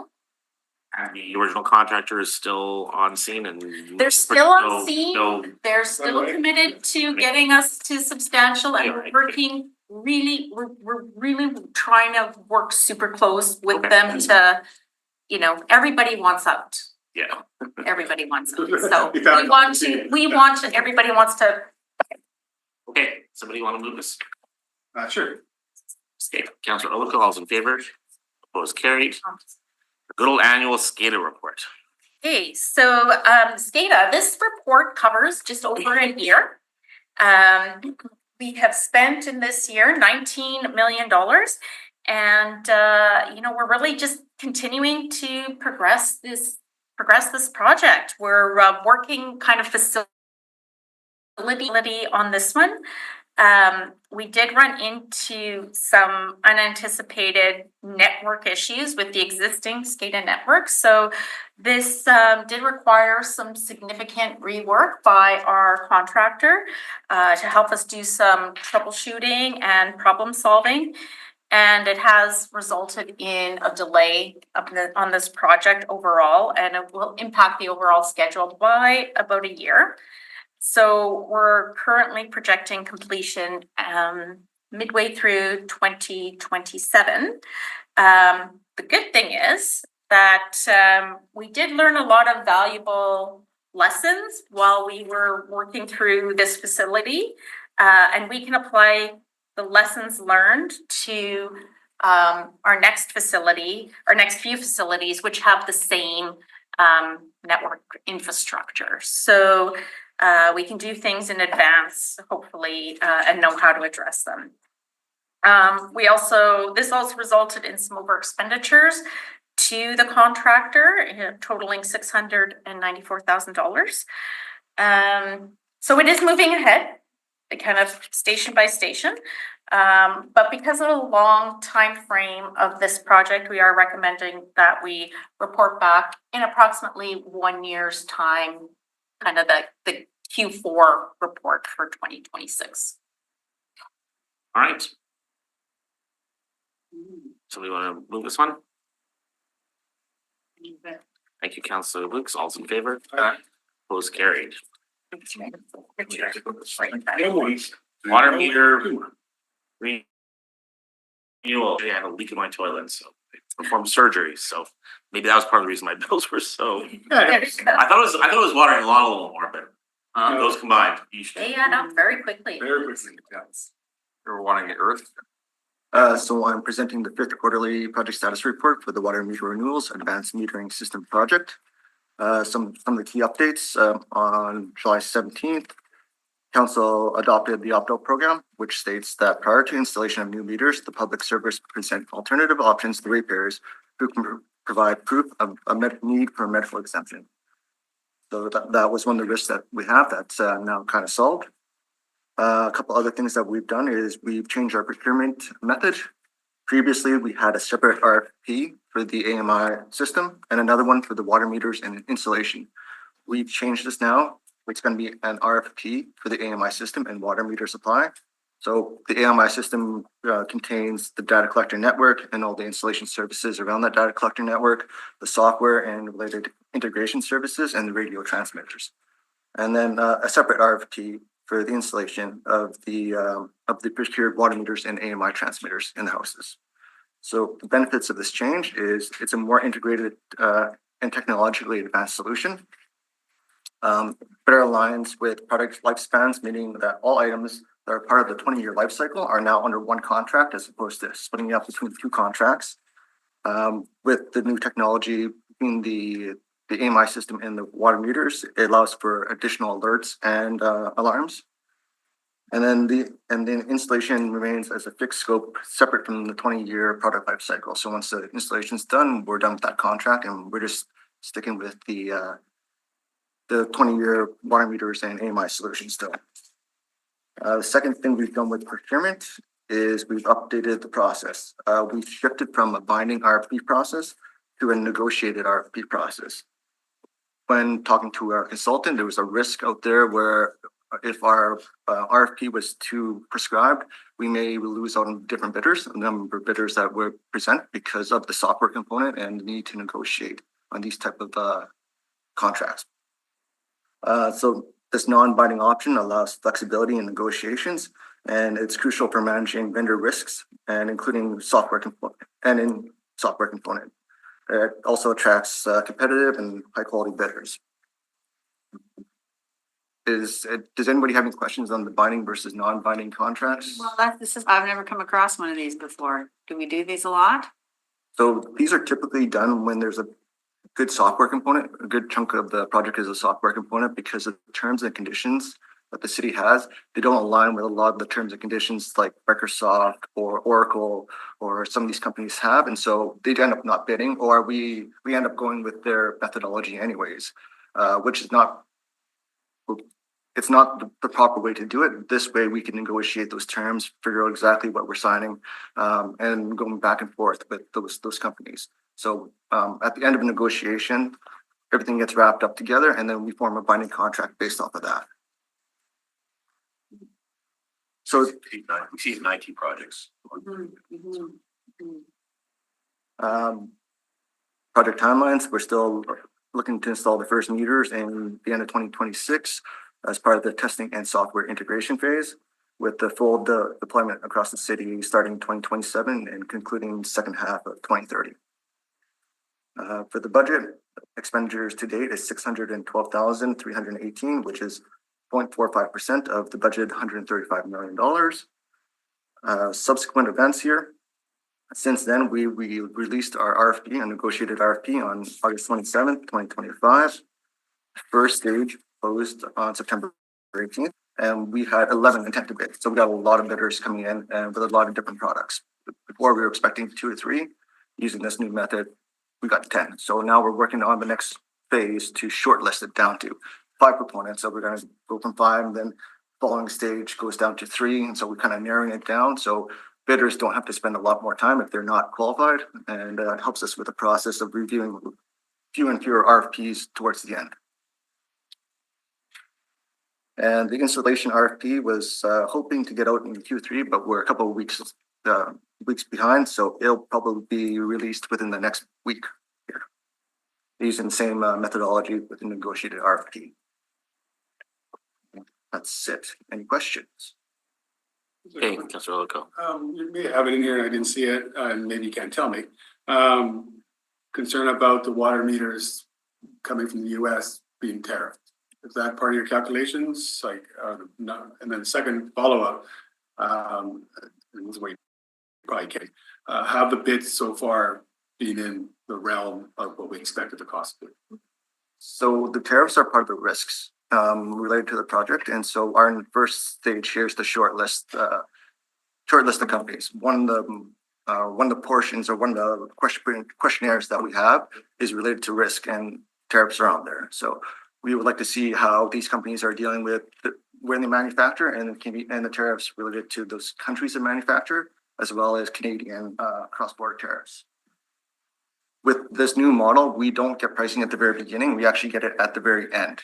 So we don't know where we're at with pricing, but our estimate prior to issuing the RFP is within our budget. And more bidders means probably better done. Okay, thank you. Councilor Leonard? Yeah, so I've come into situations where resident disagrees with their metering relative to what the department says should be their metering. I also understand from the report that there will not be a full, there won't be a full copy of all information that was ever sent by maybe this hasn't been determined yet. The communication sent to the city will not be the same communication that's received by the homeowner. Periodic information. It says meter number, how many cubic meters of water. Are we talking about those the meter reading cards that are being sent out, or? Oh, like the actual. I guess my fundamental question is like, how do I as a resident know? How do I know I can trust my meter? Oh, well, I mean, like, I believe we carry this forward with the meters as well. When you can get your meter test, like you can test, like physically remove the meter and test it on our test bench to do the verification studies right now. Yeah. We have do that now, and there's discrepancies between the suspicion of meter accuracy issues. So we do that. These are electronic. We can still test bench will still do that. But I think you're talking about in terms of like you're gonna get an electronic, your meter is gonna send your reader, you're gonna send your read in instead of manually doing it like you do now. Right. I don't know what information is going out. Right. I mean, like there should be a corresponding read on most of these meters that we're looking at. You can still manually see the reading. Yeah. And whether that reading, the meter total matches with its sending our database. I mean, that's checkable.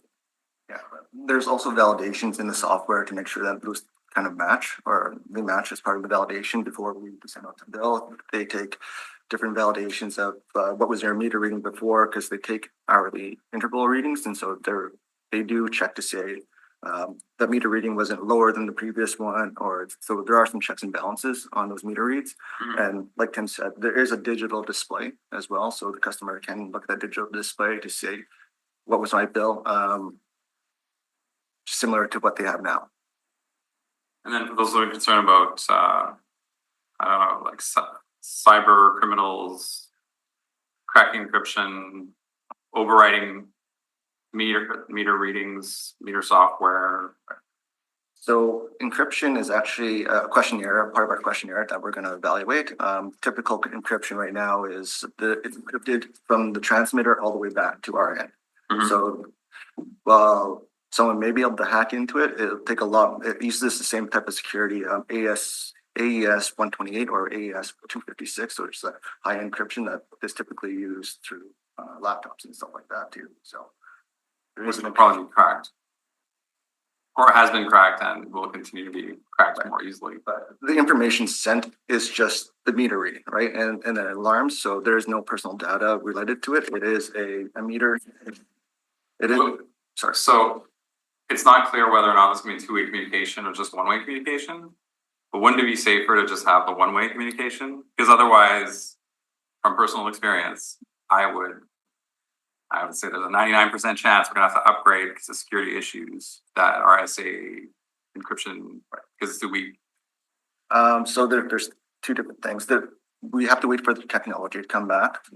Some of them have one-way communication where there is no communication back to the meter. And other ones have a two-way communication for things like on-demand reads or some that have turn-offs at the meter, like automated turn-offs. Some just to see if the meter is still active. So it really depends on the technology that comes back, but whether we'll have one-way communication or two-way communication, but it will be encrypted, the information being sent to us. yeah, I'll leave it for now. I know that's an evolving world, but I went to a security conference and they say for every door you open, you're exposing yourself to a certain level of risk. I guess in terms of us at this point, it's like a resident and the city corporate. If we leave the door open. Anyway, I'll leave that with you. You're the expert. I can look into this a little bit more and provide you with That's an the IT guy.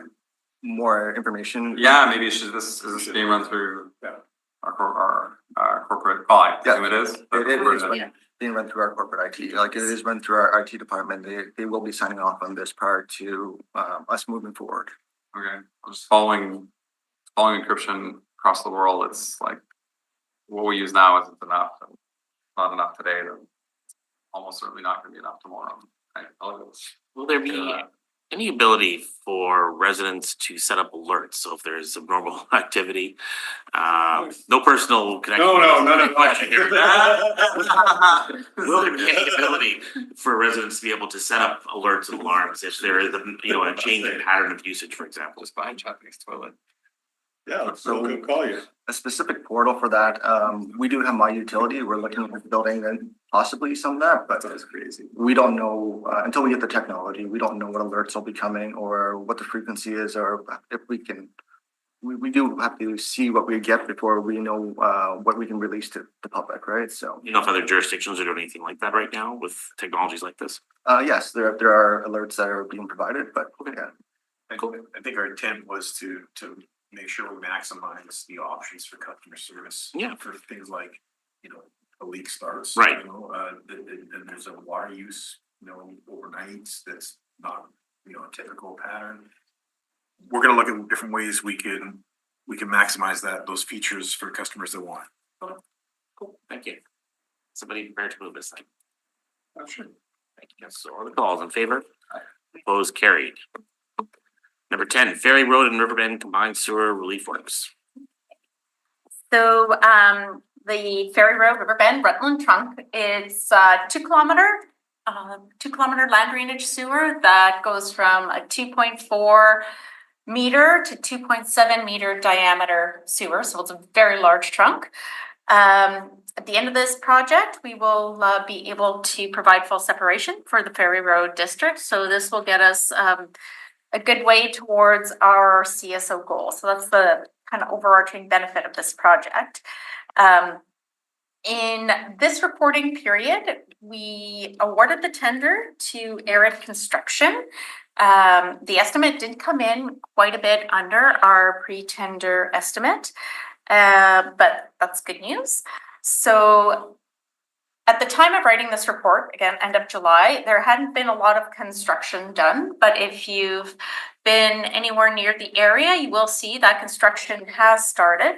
So the contractor's given us a schedule there's 3 shafts that will need to be dug. So the big kind of vertical shafts, and then the middle one is going to be the launch shaft. So it'll launch north from Silver to St. Matthews. At St. Matthews, they take it out, and then St. Matthew or Silver, they put it back in, and then there's a very long drive that goes into the fields near the Assiniboine Park. So that middle shaft, they've started construction on as well, and they're going to be doing the shaft down by the river before the end of the year as well. So those 2 shafts will be done. The second one's just being timed to align with the end of football season, since we'll be in that field. they'll demobilize for the winter and then they'll come back next year, do the final shaft, and we've got a big tunnel boring machine that's going to take care of the rest, do the tunnel. So one new risk was highlighted during this reporting period, and that's really related to ground conditions. The till that is kind of known to be in this area. We mitigated that as much as possible by doing some very extensive geotechnical. What's till? Till, it's like it's the kind of mixed ground, I've taken it, Tim. I'm not even gonna try. It's a soil type. Yeah. It's, when glaciers, grind against the rock and material below, and create a till, there's a potential for boulders, there's larger chunks of stone mixed with silt and clay. And kind of like, it's the stuff that's scraped at the bottom of a glacier. So we have a layer of it here. There's glacial clay above it, like Agassiz stuff, but there's till can be a problem. For machines and larger boulders, as we mentioned in the other, we just talked, Yeah, so like my quick tunnel boring primer here is that there's like a chewing phase, right? At the front of and it's designed for a certain soil condition. So if you have all clay, it's fantastic. If you have all bedrock, it's fantastic because you get a different one. It's when you have that, Tim was talking about the mixed soils, that it becomes hard because there's not something that's made for like, we hit this condition and yeah. So anyway, we mitigate that as much as possible. We did a very extensive geotechnical. We give that to the contractor and they bid according to what is there. So as much as possible, we've tried to mitigate that risk. We haven't heard a lot about tariffs and, a lot of the pipe, this big concrete pipe, it's constructed in Canada anyway, so we don't expect that to be an issue here. We're having ongoing communication with all the stakeholders that are involved, and there's nothing it's really kind of an exciting project, right? Moving our CSO forward, and it'll be really neat once these shafts are done. Get you guys out to see it, and then it's pretty cool to see these tunnel boring machines. So we'll make sure you all get an opportunity to come, and once the tunnel's done, you can even walk through the tunnel, which is kind of cool. 2.7 meters, yeah. Yeah, it's like 7 to 10 meters deep. It's many Cynthia's deep. Not open. Yeah, I'll be doing that. Not open to public, right? Yes, that's right. Yes, sorry. The map here is conceptual. It's kind of the 3 shafts really are. If you, what page is that on? That's the last. It's the last page. The one right on the very north side is one of the receiving ones. And then Silver, it's the next street down. And then there's the really long drive right down to the river. Yeah, so the map in this report was potential locations that are not what the contractor's using anymore. I guess around this job too long, they announced, I guess, the Offspring's coming to town. I was playing a playlist on the weekend. Come Out and Play is one of their songs, and one of the big lyrics is got to keep them separated. I started thinking about Yeah. Oh, wow.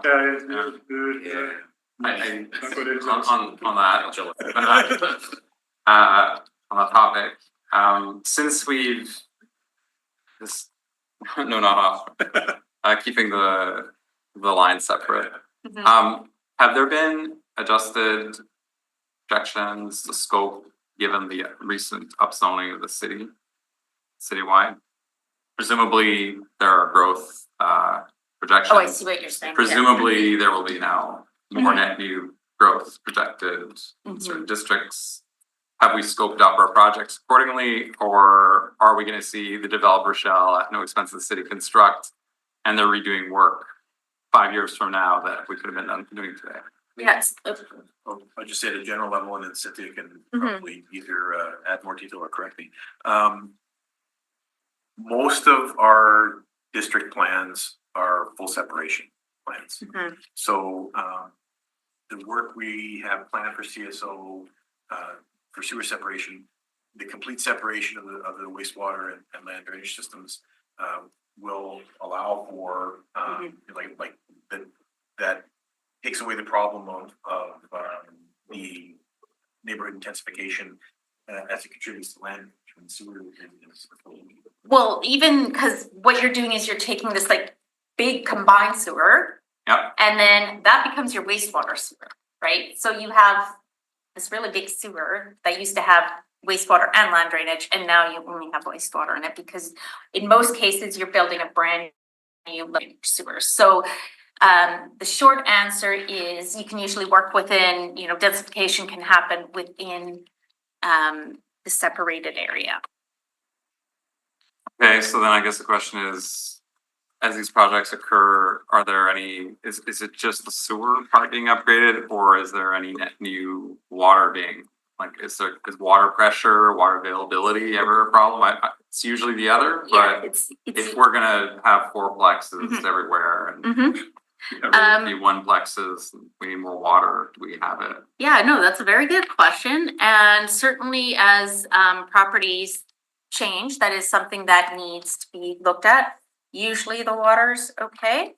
But this, like, in terms of local infrastructure, if, you know, all of a sudden there were major upgrades, then it would be developer.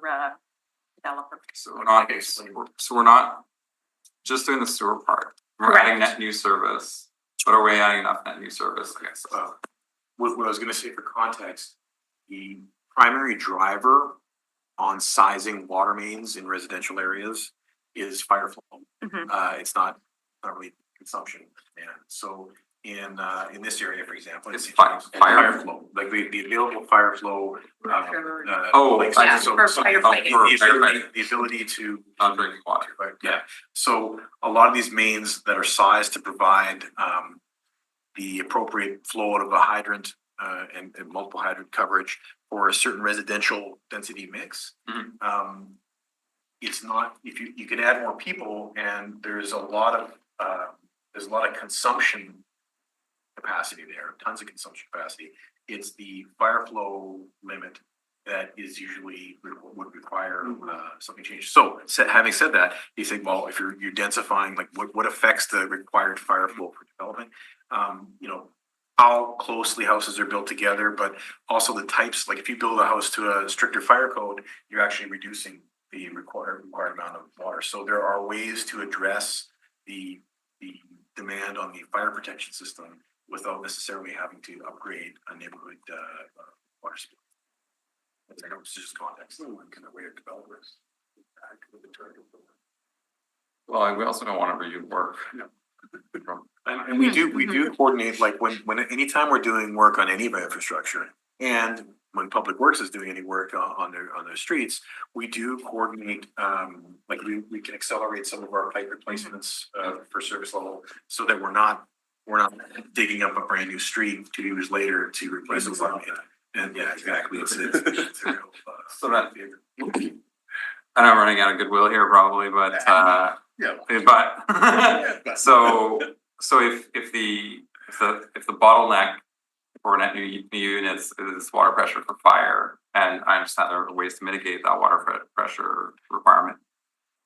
Is that something that's also planned while we do the CSO work? Do we look at the water pressure and projected demographic growth? Should that also be considered?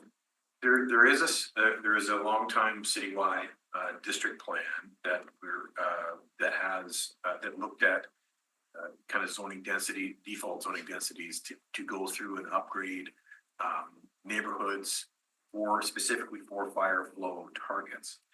That I'm pretty sure must be almost done by now, but that, like with modern construction and different building codes, that's kind of relieving some of that demand on fire flows. Whereas in our renewal, even a simple straight same size pipe renewal on a street for water main will actually increase capacity just because of the friction loss. Like a brand new plastic PVC pipe can provide more flow than the same size pipe that was cast iron from 60 years ago that has corrosion inside of it. So it is on a case by case.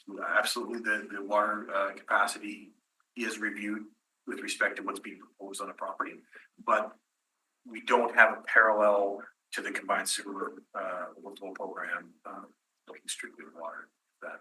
Yeah, it's always been a concern of mine that we didn't have a tie to the spends on sewer and water to infill intensification specifically, but I'll leave that for now. Oh, I was gonna say, Love those maybe ones, a good example, like in our mission district, which is one we're in the planning phases, we know there's going to be densification happening there. So that is something we are going to be considering as part of the design. I don't know Right. that, yeah, so it is, Commission would it's a be- factor there, sure. Yeah. Okay. That was kind of a one-off though, not Okay. a citywide one. But yes, okay, I'm good for now. You move that? Yeah. The report?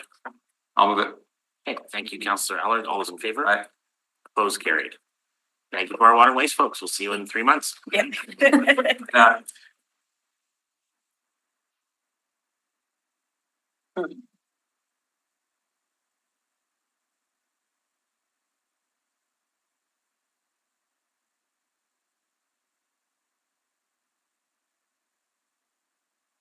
I was checking the time. Yeah, thanks for your patience. Oh, no problems. As well, entertainment funding tax annual report. Start me off, no, you just jump in. No, go for it. Okay. Okay, thank you, Tracy. I'll now take the committee through the highlights of the entertainment tax annual report for the period ending December 31st, 2024. The report is presented annually and is comprised of 2 sections. The first section shows the collection of the entertainment tax, and the second is the distribution of the grants to the arts and cultural community within the city. The report shows a continued recovery in 2024 for the entertainment tax collected at $2.2 million. This amount is almost the same as it was last year, with a slight decrease of $7,000 or 0.3%. Pre-pandemic levels back in 2018-19 were around 2.1 million, so we're basically tracking those pre-pandemic level amounts. The appendix to the report shows the details of the grants paid to each of the organizations. The total grants paid in 2024 was just a little over $6.7 million. And this amount is higher than last year, which was $5.9 million, with the additional $500,000 granted in downtown arts projects, and an additional $300,000 in the St. Boniface Museum. Thank you, Chair Barati. That concludes my report. Okay. Quick question, so when I go in, so you're telling me, again, just looking at the numbers, I didn't go to this report that clearly. So, excuse me if I missed the numbers, but numbers are flat.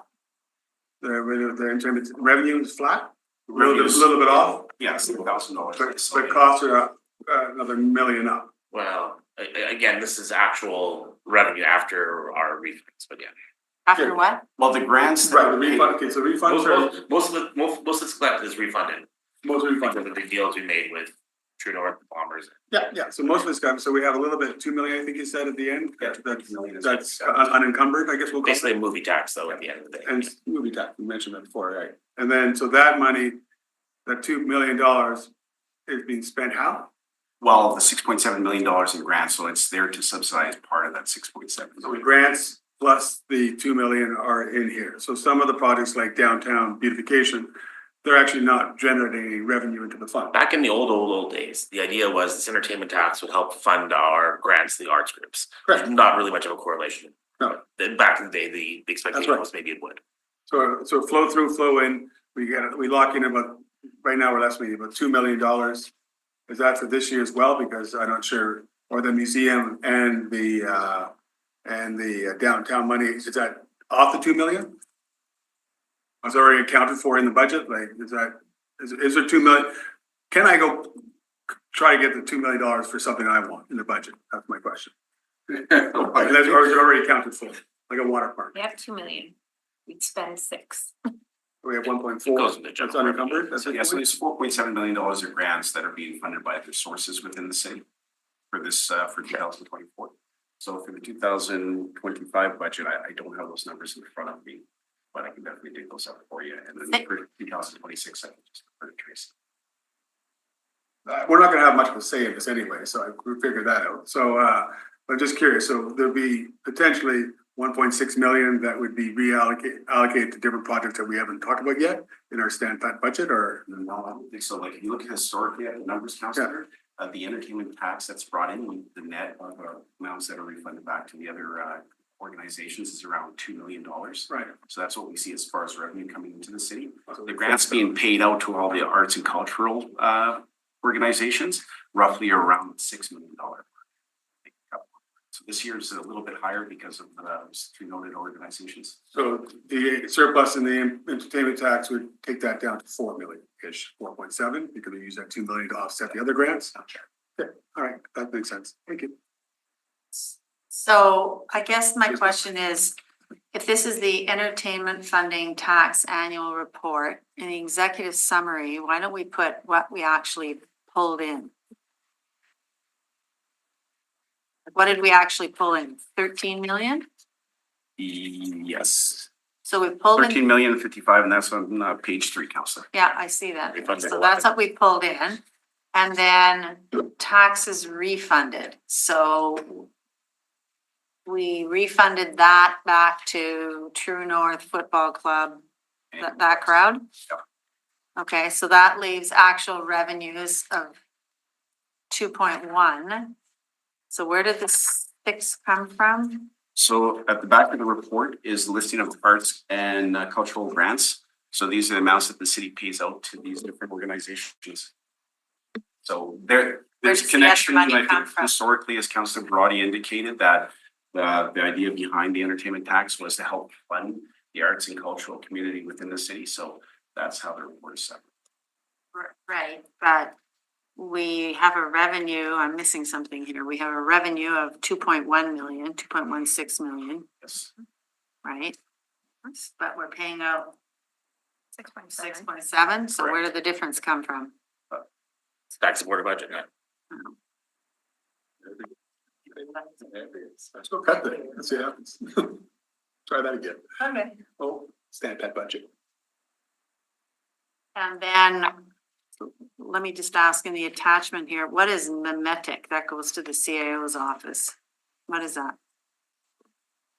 Very last one for 2000. Sounds memorable, whatever it is. Manitoba Electronic Music Exhibition of something. Yep, I don't know.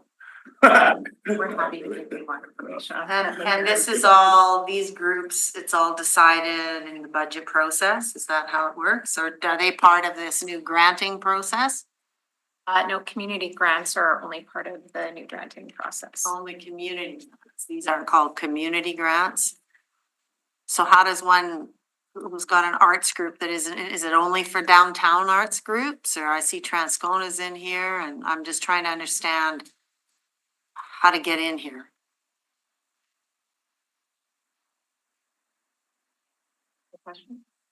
I'll look at that. Get back. Sure, maybe there's some rule or something, but. Okay, I'll make a motion to move the report. Okay, thank you. All in favor? Aye. Opposed, carried. Number 12, the update on status of City of Winnipeg provincial / federal grants. We already talked about Jeff. Yep, there's a little bit of chip in there at the end, but let me go through the report with you. So I'll now continue through the update of the status of the cities of Winnipeg provincial and federal grants as of September 17th, 2025. As normal, the highlighted yellow cells have been updated since last report. And on the first page for operating funding, only one change to highlight, and that's just additional cash that was received for $4 million. So this report, not too much change since the last report. The second page of the report shows the capital position of the funding used. We use the pie charts in this case. And they reflect the outstanding funding for SIB and ISIP programs. And there was no change to funding, just $17.6 million of cash was received in ISIP.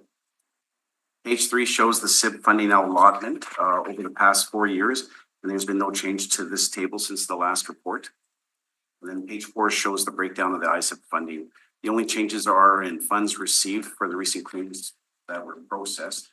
The bottom of the page and page 5 shows the additional information of the Canada Public Transit Fund and the Canadian Housing Infrastructure Fund. Thank you, Chair Brody. Okay. Any questions for the public service? Not much really happening. Okay. I didn't change it all. Somebody want to move that? So moved. Thank you. All in favor? Aye. Opposed, carried. Consent adjournment? All in favor? Opposed, carried. Right at 12 noon.